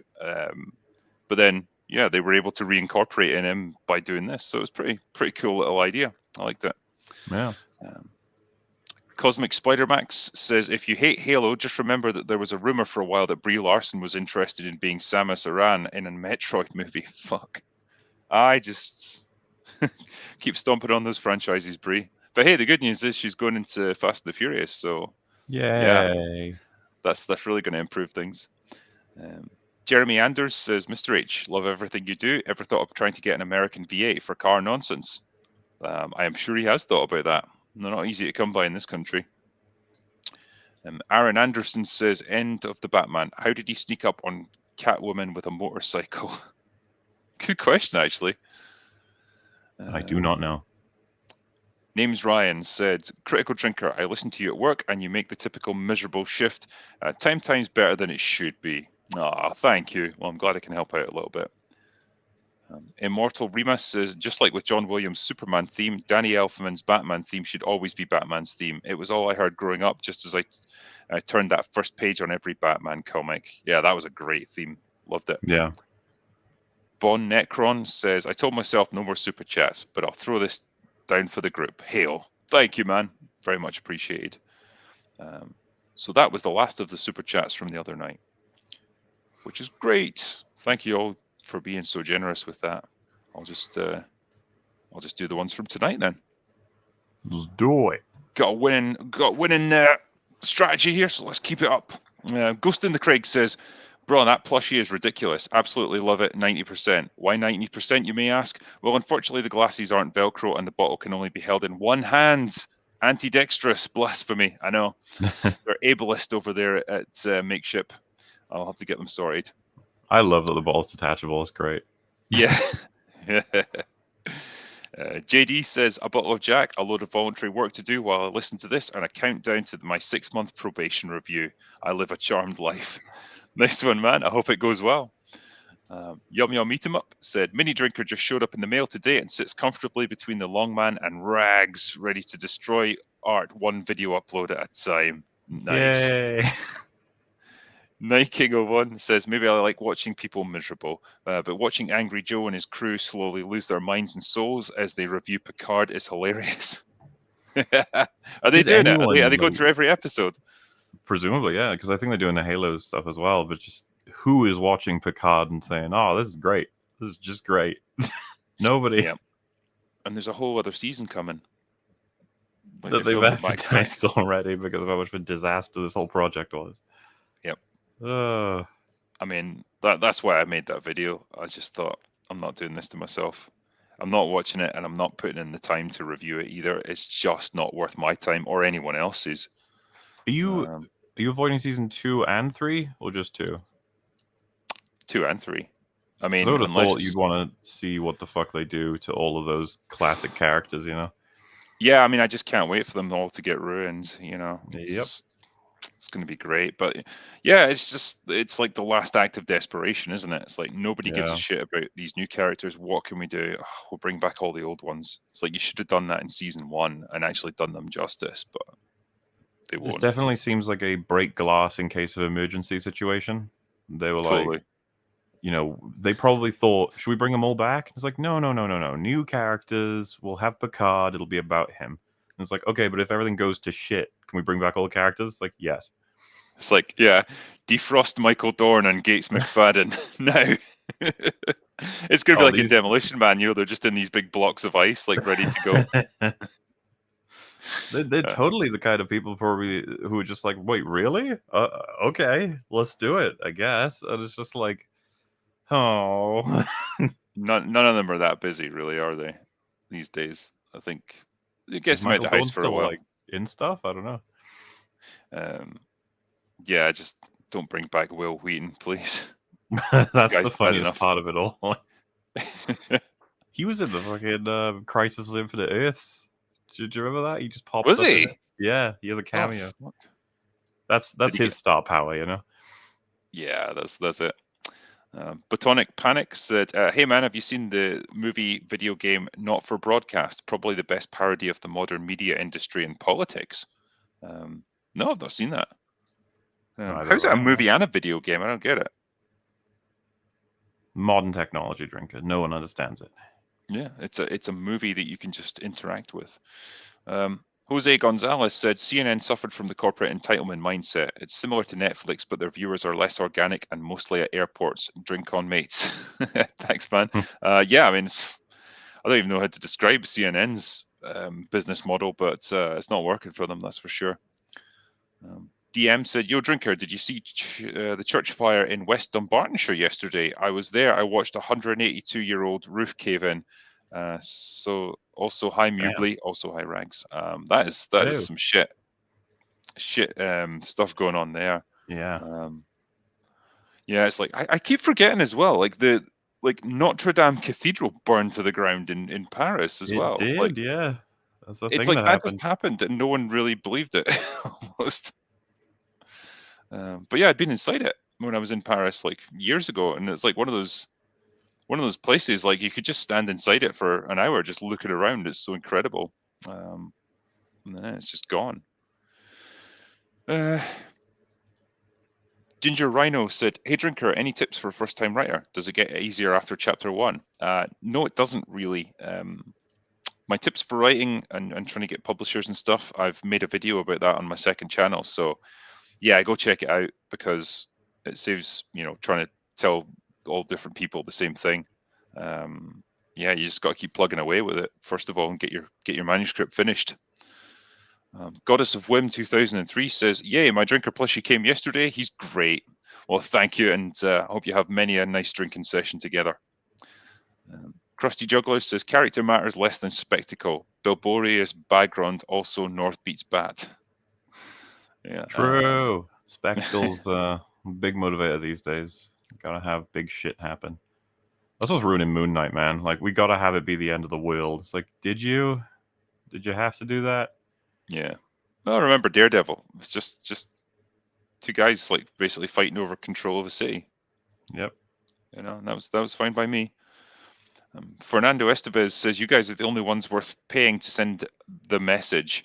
Please look at Elite Troops. It's a movie about corruption all over Rio de Janeiro, police, drugs, gangs, politicians, etc. It makes Training Day look like Wonderland. Yeah, apparently it's mental down there. So, yeah, Elite Troops would be an interesting one. I'm sure I've seen that mentioned before somewhere. Brother Natural said, Love and Thunder feels like it's going to be an infomercial for The Message. I wouldn't be surprised. Tongue to Vance gave me £2. Thanks, mate. Sky Jumper says you both should watch Ragnarok on Netflix. It follows true Norse mythology, but in current times. I've heard about that actually. I've heard the Norseman is actually a lot more faithful to Norse as well. I mean, I'm not an expert on Norse mythology by any stretch, but I'm always any attempt to read into it, I'm like, wait, what? Norse is a weird one. Yeah. Wolf Vermilion says, check out news about Fugitive Doctor, guys. Fugitive Doctor. Fugitive Doctor. Is that to do with Doctor Who? Or? Let me see.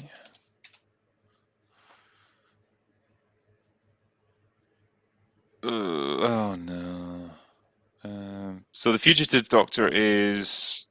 You saw her briefly in one of the episodes. She was played by Ruth Clayton. Oh no, sorry. Right. Fucking Joe Martin. Yeah, Joe Martin. That was it.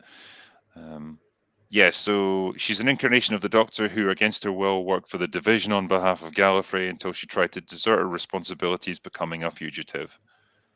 Right. Don't give a shit about that because it's all tied into that. God awful character arc. Fake. Graph this said, Drinker and MauLer, have either of you seen The Outfit yet? I have not. I have not. Sorry, man. Joshua Bell, biggest guilty pleasure movie? Mine is Hulk, the 2003 one. Thoughts on that? The Ang Lee one? Yeah, I think so. Haven't seen it in long enough now that all I can remember is that it had that unconventional way of trying to film, which was with comic book references, like in panels and stuff. That was an idea, you know. It was an idea. I don't remember getting a huge amount of pleasure out of it. I don't think many people had that much praise for that approach. No. Desert Fisherman said, Drinker, bring the rage down on Ted Lasso, please. Why? Who that? Ted Lasso. So, okay, it's a show. It's an American sports comedy drama streaming television series. Right. The series follows Ted Lasso, an American college football coach who is hired to coach an English soccer team in an attempt by its owner to spite her ex-husband. Okay. So I don't know if I'd get much out of that, to be fair. Joshua Bell says, if we're talking best performance in Marlon Brando, On the Waterfront is an excellent shout. So is The Godfather, yeah, which has excellent acting overall. I mean, yeah, can't fault it. Kung Fu Hot Dog says, good evening, gents. Drinker, how long did you wait for getting a literary agent? Apart from whiskey, what is your other favourite tipple with dinner? I mean, with food, I would drink wine, to be fair. Beer for when I'm thirsty, wine for when I'm eating, and whiskey from when I just want to get drunk. But yeah, you wait until you've got your finished manuscript before you try to get a literary agent. Don't try and do it before you've finished your book like I did, because then it results in a lot of stress. But yeah, wait until you've got a really well-polished book that you're happy with, and then try and find an agent. But you'll need one if you're serious about trying to get a publisher. Ryan McMullen says, Drinker, do you ever look forward to watching new movies given that the message is so prevalent? Or do you eagerly await new movies in the hope that the message wasn't appropriated during filming? I mean, I gotta be honest, like we've talked about this before, I don't get that excited about most new films now. I greet most of them with a sense of dread. Yeah, same. My dynamic with movies has changed dramatically since I was much younger. And I don't want to feel that way, but man, no. They keep abusing me. This is the result. Bort license plate says, Nick Cage in Willy's Wonderland was outstanding when I watched it hammered. Yeah, you've got to watch it drunk, but you'll get a good entertaining movie if you do. Golden Reaper says, surprised not a lot of people talked about Borderlands 3 of how woke it became with every female being sirens and that annoying sidekick girl. I don't I don't know much about Borderlands, so I couldn't tell you. Krusty Jugglers says, watch the Batman again and pay really close attention to the music. It's extremely average. Everyone is praising it, but it's decent at best. Is it not kind of just droning? Like it's designed to make you feel kind of uncomfortable. Yeah, I mean, I tend to. That's about as far as I can go with music discussions. You need to get a musician at this point to tell you more as to whether or not it was created with a lot of talent or if it can be representative of particular things. Because I just like, as far as I typically go with music, it's like I really like it, and then recognizing what instruments are in there, or how complicated the thing was, or how it was well used in certain things. That's about as far as I can go. But yeah, I've seen some people really don't like the theme, and I'm just like, all right, fair enough. Maxwell Wishules says Whiplash video was pretty interesting. Recommend you check out Only the Brave with Miles Teller and Josh Brolin. Very underrated disaster movie. Yeah, they're firefighters or something, are they not in that? Pretty sure I they're have not seen that. fighting like forest fires or something. Yeah, Josh Brolin, good actor, and Miles Teller. Yeah, I came to really like him after watching Whiplash. The performance he gave was fantastic there. And it's Yeah, funny because man. initially I thought it was like a redeeming movie after like doing Fan Four Stick and stuff, but it came before that. So yeah, that's kind of Yeah, interesting. yeah. Fan Four Stick was a mess. Yep. But yeah, I think that seems to be Miles Teller's niche is like doing these like smaller character driven movies. He's not like your classic leading man, but he's a great actor, you know. Kobold says, your movie sucks. Lion King Part 1 dropped today. It was so incredible. Bless Adam, fellow long man. Yeah, he did a long. I will be watching that soon enough. Probably after this. Mr. Smith says, have you seen Counterpart with J.K. Simmons? Cold War alternate universe style. First season pretty good so far. Has a second season. Yeah, I've heard a lot about this. So is it not where there's like two Earths or something, and you can kind of share secrets between them? Um, Something weird like that. Let me see if I can just get it straight in my head. Counterpart. Yeah, there's like a counterpart Earth or something.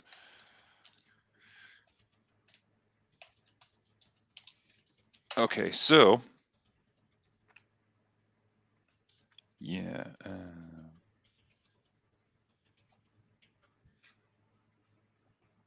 yeah. So this guy works for a United Nations agency in Berlin. Yeah, it oversees a checkpoint below its headquarters between parallel Earths, the Alpha and Prime worlds. The parallel Earths were created in 1987 during an experiment when only a scientist named whatever was on site. Yeah, so they can share information because I guess the idea is you can go into like the other parallel Earth, which is almost identical to yours, and get information about people in your one, and then take it back and then use it against them. So fair enough. Yeah, I like the concept of it. Chris Leclerc says, have either of you seen The Northman? No, we haven't yet. I Nope. found it astounding. The natural successor to 300. More violence, more consequence, more movies like this. You're saying all the right things to me. Yeah. Bort license plate says, ha, losers always whine about their best. Winners go home and fuck the prom queen. Best movie quote ever. Sean delivered it. Chris2401 gave me $1. Thanks, man. Uneven Streets. Do you prefer strong, loud score like a Hans Zimmer or a more subtle score like the ones for Joker or The Lighthouse? So personally, I prefer a strong score that's more like obviously orchestral rather than those kind of subtle ones. But I mean, it kind of depends on the implementation to some extent. Like in I would agree principle, with that, though. yeah. Multi Drider says, since you like Resident Evil, do you like Fallout series? And if so, would you like to see? Sorry, I'd love to see your reviews. Yeah, I do like Fallout, and played all of them apart from the first one, I think. And Fallout 76 didn't really give that a go because it was shit. Oh well. but I love the universe that they created for it. I love the dark sense of humor to it. It's really good stuff, and I quite like the Metro games as well. Similar concept, post-apocalyptic. They're really well done. The Art of the Real says this is for being too highly intelligent yet highly non-screaming British reviewers. I'd say we do non-screaming pretty well. Yeah, we're pretty chill a lot of the time. Here's a question: what thoughts on them bringing back Keaton for Batman? Well, are they talking about in the Flash movie, or just in general? I assume so, but yeah, because he's going to be in a couple of different things, isn't he? But the Flash is like his reintroduction. Yeah, I'm scared that they'll butcher him, but it'll give warm feelings in my heart, and then I will think about how they've written him, and then I will be upset. That's probably what's going to happen. Tom Abella says, if you're looking for great Korean action, check out Assassination, free on YouTube. Did you know that they had World War II in Asia? I did not. Yeah, I did know that. Yeah. But yeah, Assassination, there you go. Adam Young says, read Neuromancer for class and heard it may be made into a movie. However, the movie seems to have been in development for 10 years. I almost fear them messing it up. Yeah, if it's been in development for 10 years, probably not a good sign. Stringhead JR says, sort of an out of the blue question, but are you a religious lad? I mean, not particularly, no. It's not really something that comes up in the course of what. Yeah. But yeah, not really myself. Paolo74 says, I used to wish the Silmarillion would get made into a film. These days, I desperately wish it never does. Sad times. I don't blame you. XSL says, as annoying as Jane would be, she would almost equal screen time and decision making for her transformation during the last final battle and not prior.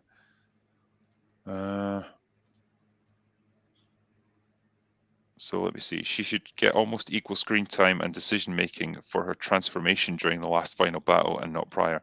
So I don't know if they're implying that like she's going to appear as Lady Thor early on in the film. I mean, it's hard to get a sense. It is hard to know. Again, worry about that bait and switch. It could be that the film opens with her, and she gets cancer, and then we get 10 minutes of her talking to whoever about what her goals are in life and her motivations and how sad she is that she has to die or whatever, and then she gets the hammer and blah blah blah. Then the title card plays, and then we go and see Thor. Like, I'm hoping not. Obviously, I'm just saying anything can happen. I mean, yeah, the logical thing, I guess, would be that she gets the hammer and appears as Lady Thor at the climax of the battle when all seems lost, and she's able to lend a hand. I mean, it's the simplest way of doing it, but who knows? Certainly seems more likely to do it that way.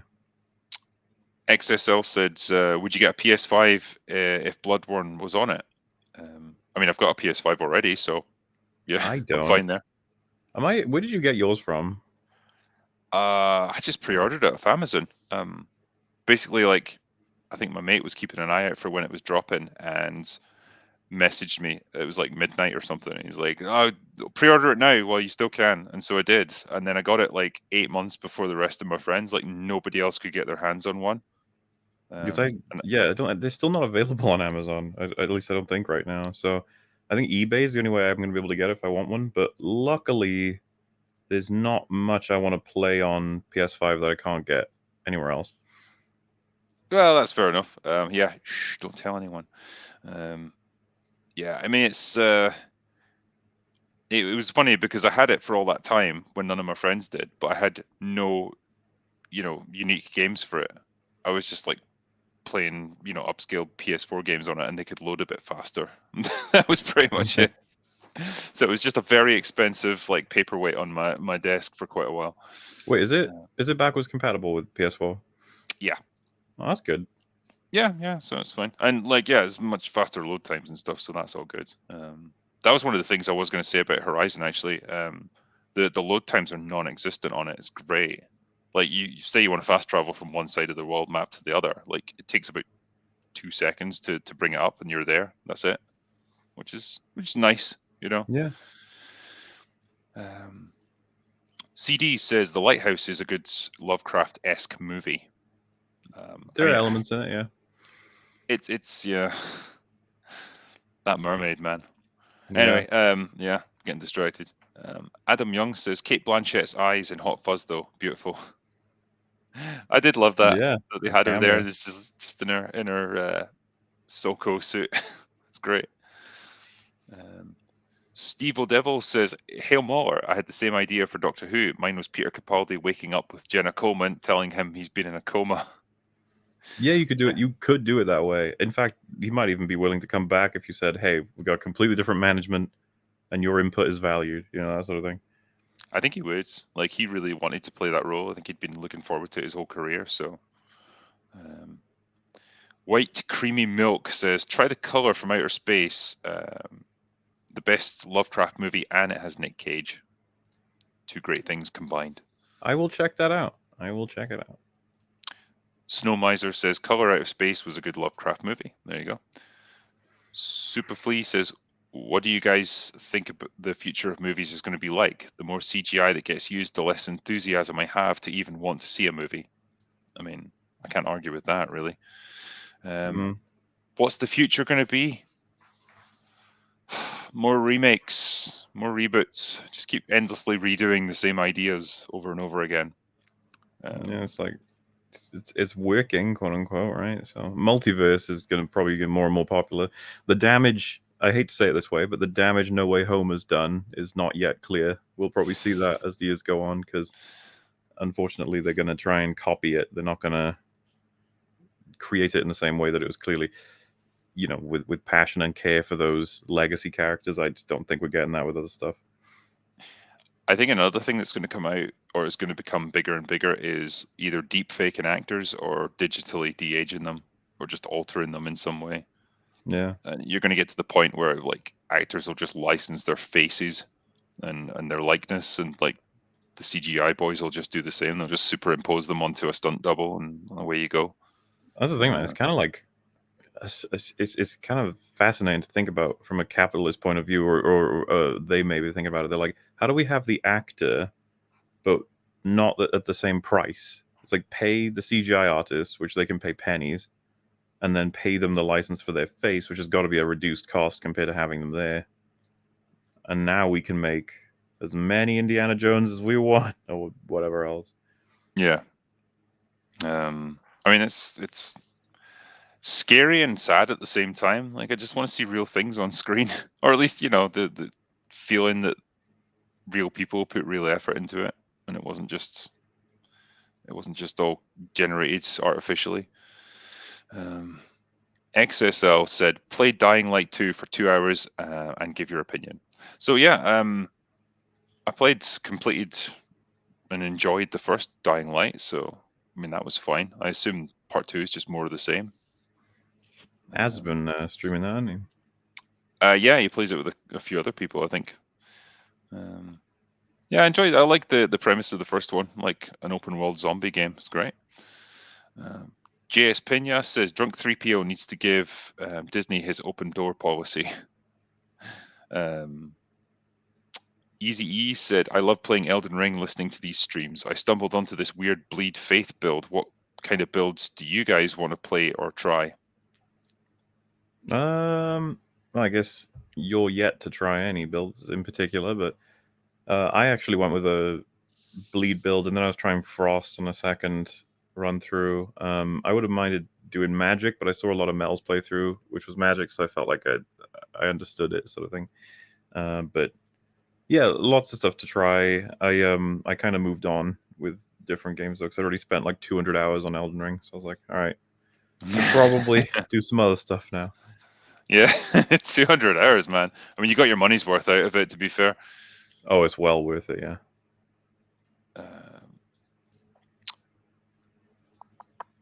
Claudio Rogajan says, you guys ever watch the movie Holes? Underrated. Holes? Yes. Shia LaBeouf's in it. Oh, is it good? I think it's like the premise is like a correctional facility or a place for young offenders where all they're told to do is dig holes. And then there's like some kind of crazy realization about the reason why they're doing all this. I can't remember what it is though, but yeah, we had to study it in my English language class, I think. Okay. Alotti3 says, man, between the Drinker, Ripper, Clownfish, Nerdrotic, Mr. H, MauLer, Quartering, you guys are the Legion of Doom. I love you all. Thank you. We love you too. Yay. Alan Paxton says, a little behind, but heard and agree with your thoughts on the Last of Us TV show. Should have been Jeffrey Dean Morgan for Joel. Playing the second game now, technically great, but the story is uninspired. I'm even starting to question the technical aspects of it.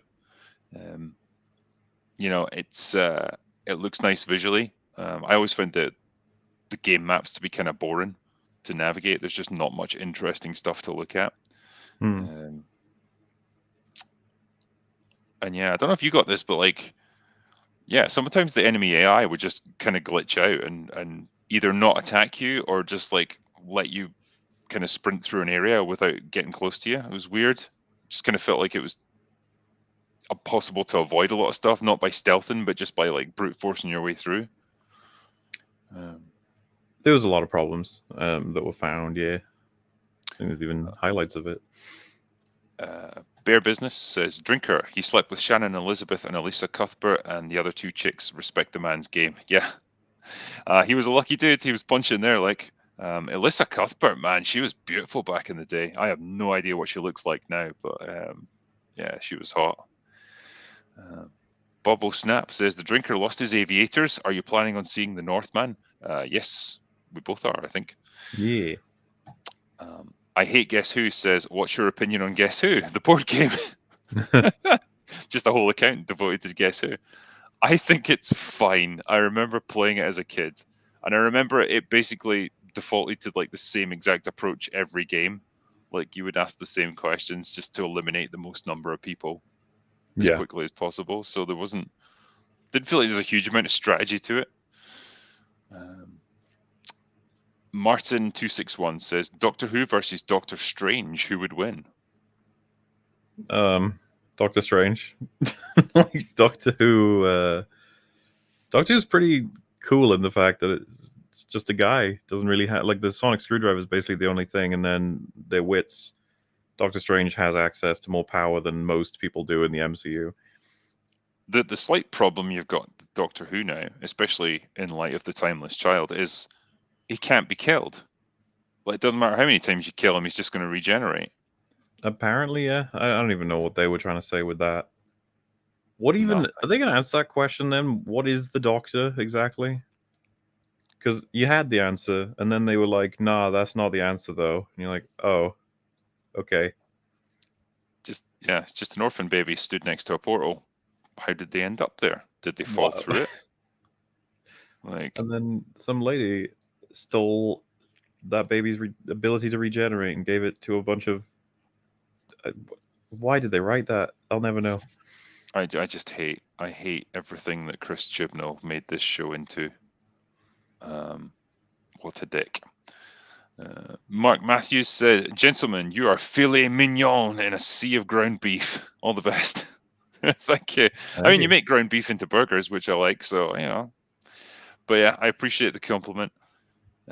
Super Flea says, as things are, even the Blue the Velociraptor is a better female character than the women they're trying to write. That's fair play. Rob Cortez said, do you think Catherine Zeta-Jones would have made it a better Lara Croft than Angelina? Probably not. No. Dude, I think she was a great choice for Lara Croft. Yeah. Especially in that time. Yeah. When I look at the front cover of the first Tomb Raider movie now, the promotional artwork and stuff, I do look at Jolie's physique and I'm like, damn, they got her pretty close, about as close as an actual human could get to Lara Croft, I think. Yeah. Yeah, people had suggested to me that Jessica Biel could have played her as a more athletic version of the character, which is fair. When you look at Blade Trinity, she was pretty ripped in that. Berserker says, have you seen Raised by Wolves? And if not, it's better than Arcane, which was good as well. Yeah, I've heard a lot of good things about Raised by Wolves. I haven't seen it yet. Just a second. I just had to refresh there.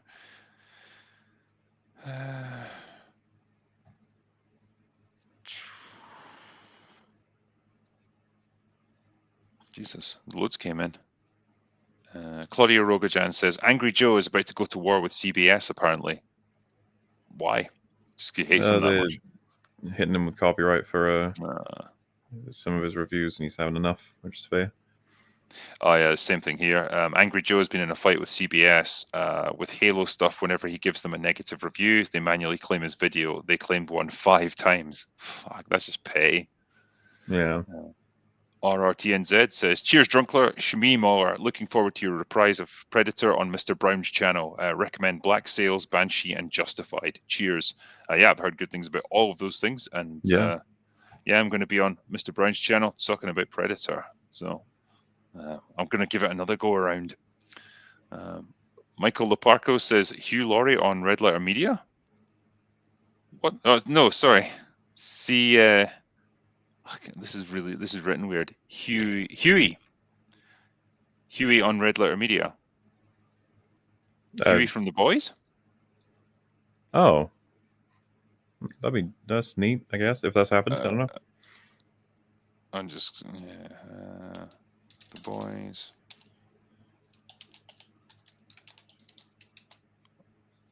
If it was there, I don't know.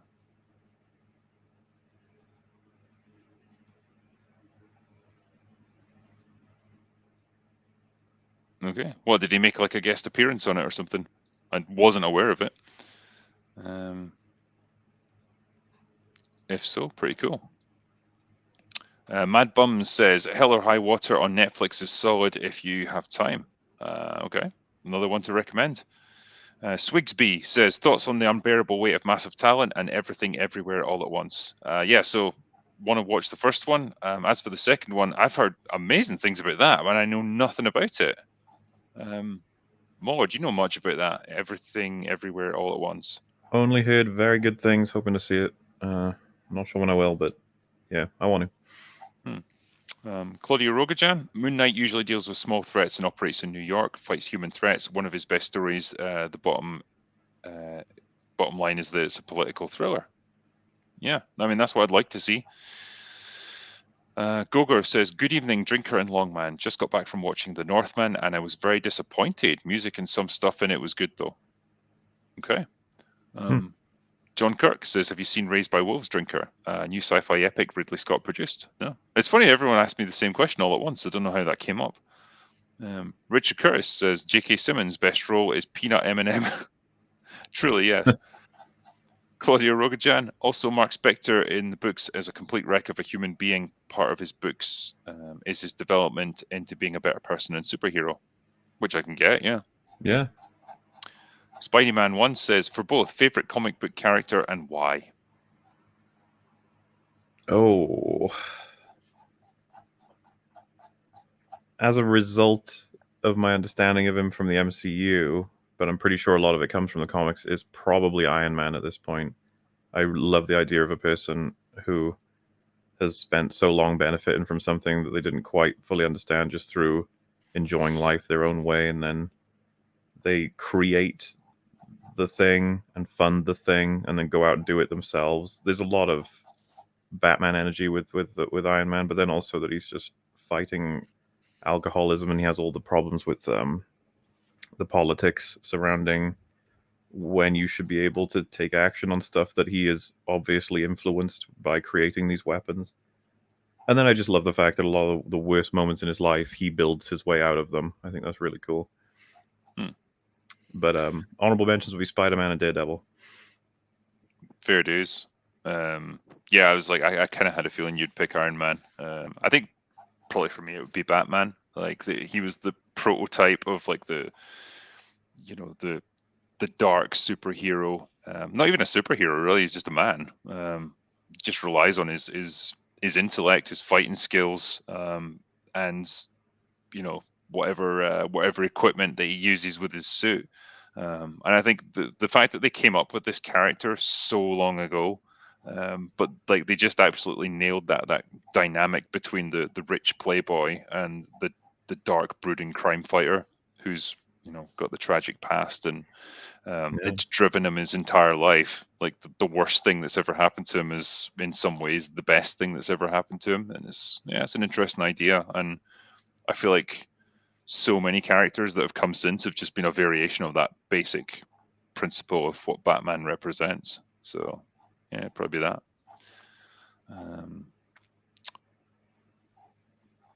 Dave Ralph says, "Hail Drinker and MauLer. Looking forward to the new book, Drinker. Would you consider doing a reading once it's released?" I might well do. I might do the opening chapter or something.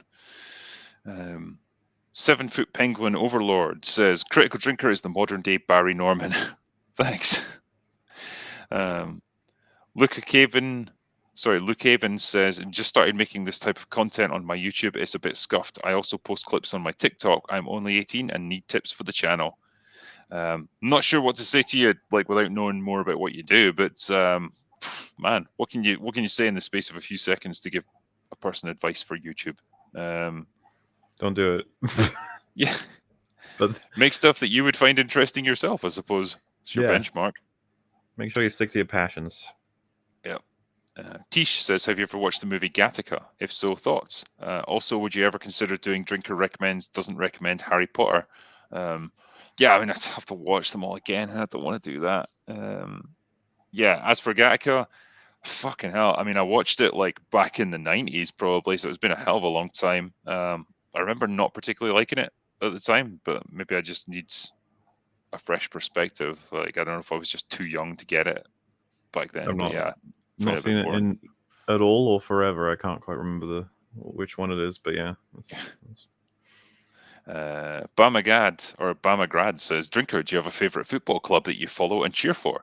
Not really. I have risen above such concerns. I'm all about the booze. Party Pucks says, "Being Aliens fans, your thoughts on Tobe Hooper's Life Force? Naked girl space vampire is priceless." Yeah, that must have been a weird shoot. Like this poor girl like spends about 90% of the movie naked. Based on Colin Wilson's 1970s novel. Yeah, yeah. I liked all the corpse. Like whenever she drains the life force out of a person, they just turn into this like husk of a zombie thing. It's quite cool. Yeah. But yeah, just a fun little movie, I suppose. Frederick says, "Ghibli and Tolkien are both reactionary." What? I don't even know what to make of that one. All right. Jose Gonzalez says, "With the way Mjolnir's worth was set in Ultron, I don't see how cancer explains her worth. The Hulk is a worse form of cancer. Bruce wasn't worthy."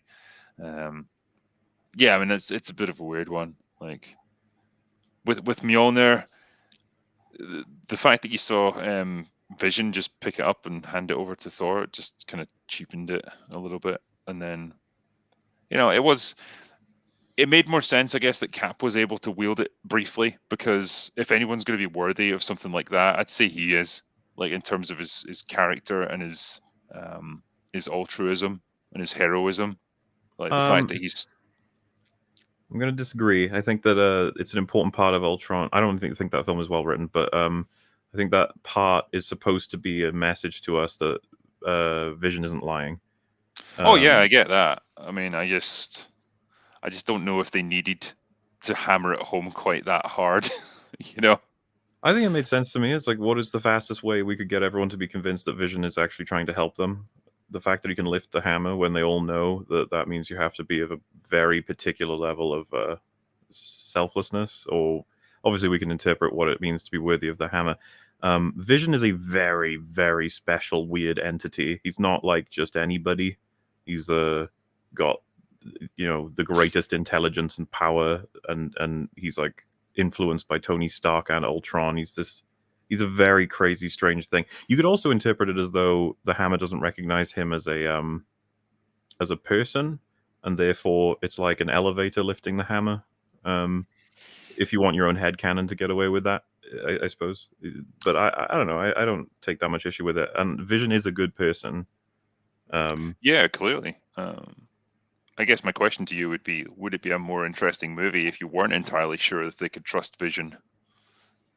And he has to earn their trust I over think the I would course of the movie. probably be a little bit like, man, you're taking this guy into the fight when you don't even know if he's as evil as Ultron.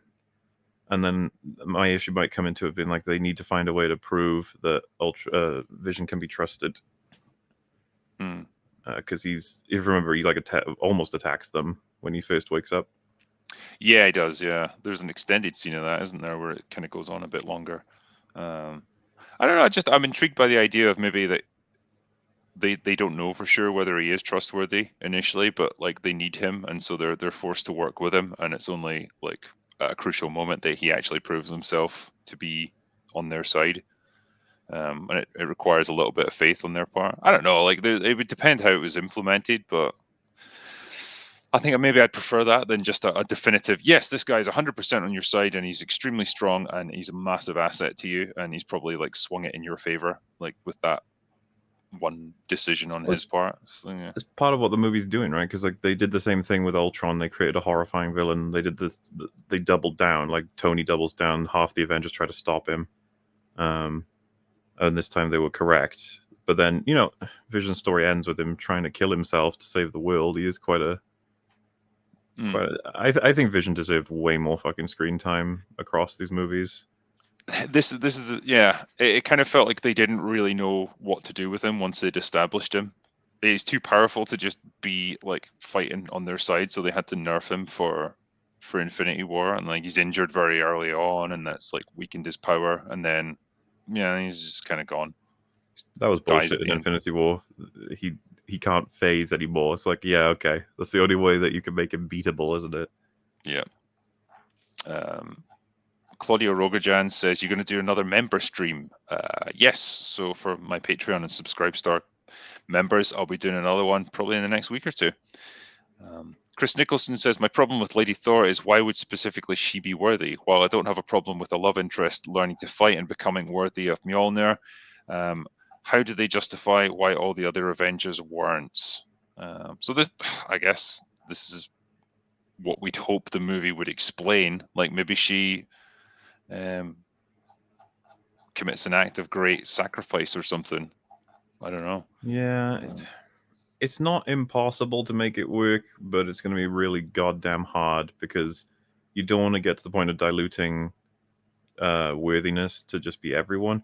Because this is the thing, I can make exceptions for what is essentially a synthetic creature that's aware of everything, and then Cap because he's like top tier human being. Mm-hmm. But if we start going like, yeah, Jane Foster, I'd be like, okay, but you gotta have to give me a really good reason for this, right? That's how that works. Yeah, I guess it can't just be like you're a nice person, so you now get Yeah. this enormous power.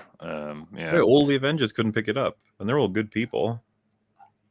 Yeah, I mean, like someone like Tony, I could see why he wasn't worthy of it, at least at that stage, because he is a man who's one, gone behind everyone's backs, and two, by his own admission, he's pretty narcissistic and selfish and stuff. So, Yeah. the But Cyber like Hobbit says, Bruce oh, Banner, like what is she really going to be more worthy than he is? What is that going to? How are they going to justify that? yeah, well, be interesting, I suppose. Yeah. The Cyber Hobbit says, Drinker would love to see a video on Severance. Yeah, have to watch it first. Martin says, how about James Nesbitt as the Doctor? Not a huge James Nesbitt fan. I don't know if I'd want to see him do it. Dragovin08 says, Drinker, have you seen the South Korean film The Gangster, the Cop, and the Devil? If you haven't seen it, I highly recommend it. Okay, cool, man. Night King 01, Avatar The Last Airbender. Thoughts, MauLer? I thought it was meh. I'm like the only person in the world that feels that way, apparently. Comics Invictus says, Raised by Wolves reminds me of some good old TV sci-fi, good and bad CGI, believers versus atheists, and then some. There we go. Darren Reinwald says, how about a review of Warrior? Tom Holland, Joel Egerton, and Nick Knowlton are amazing. Yeah, that was like some... Actually, what one am I thinking of there? Warrior. I'm thinking of something else that had Tom Hardy in it.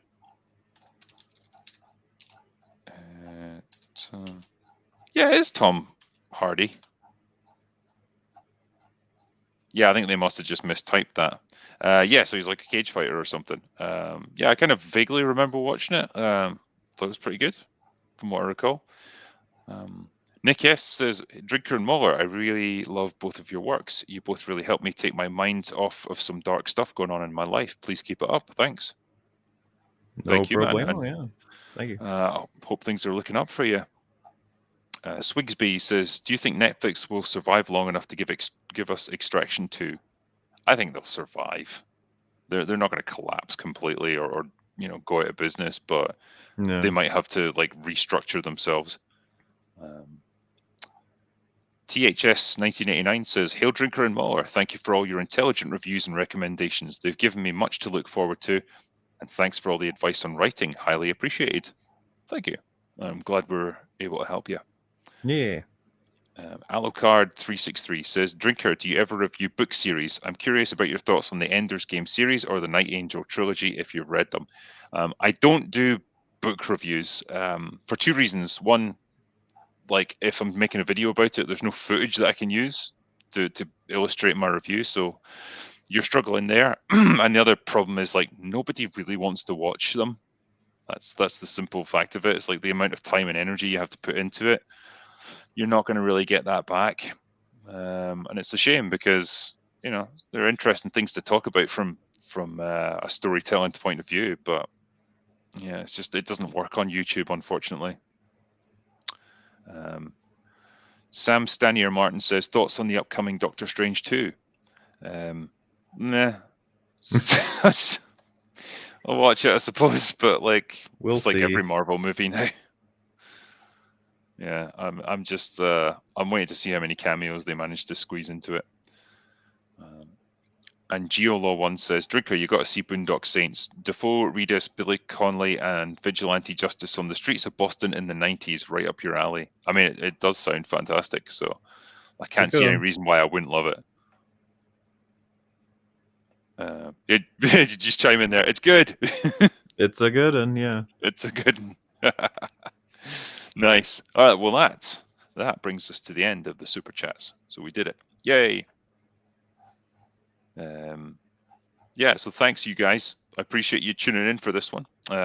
Thank you to all the mods as always for keeping everything civilized. And yeah, thank you for everyone that super chatted me again tonight. It's awesome, and yeah, it's much appreciated.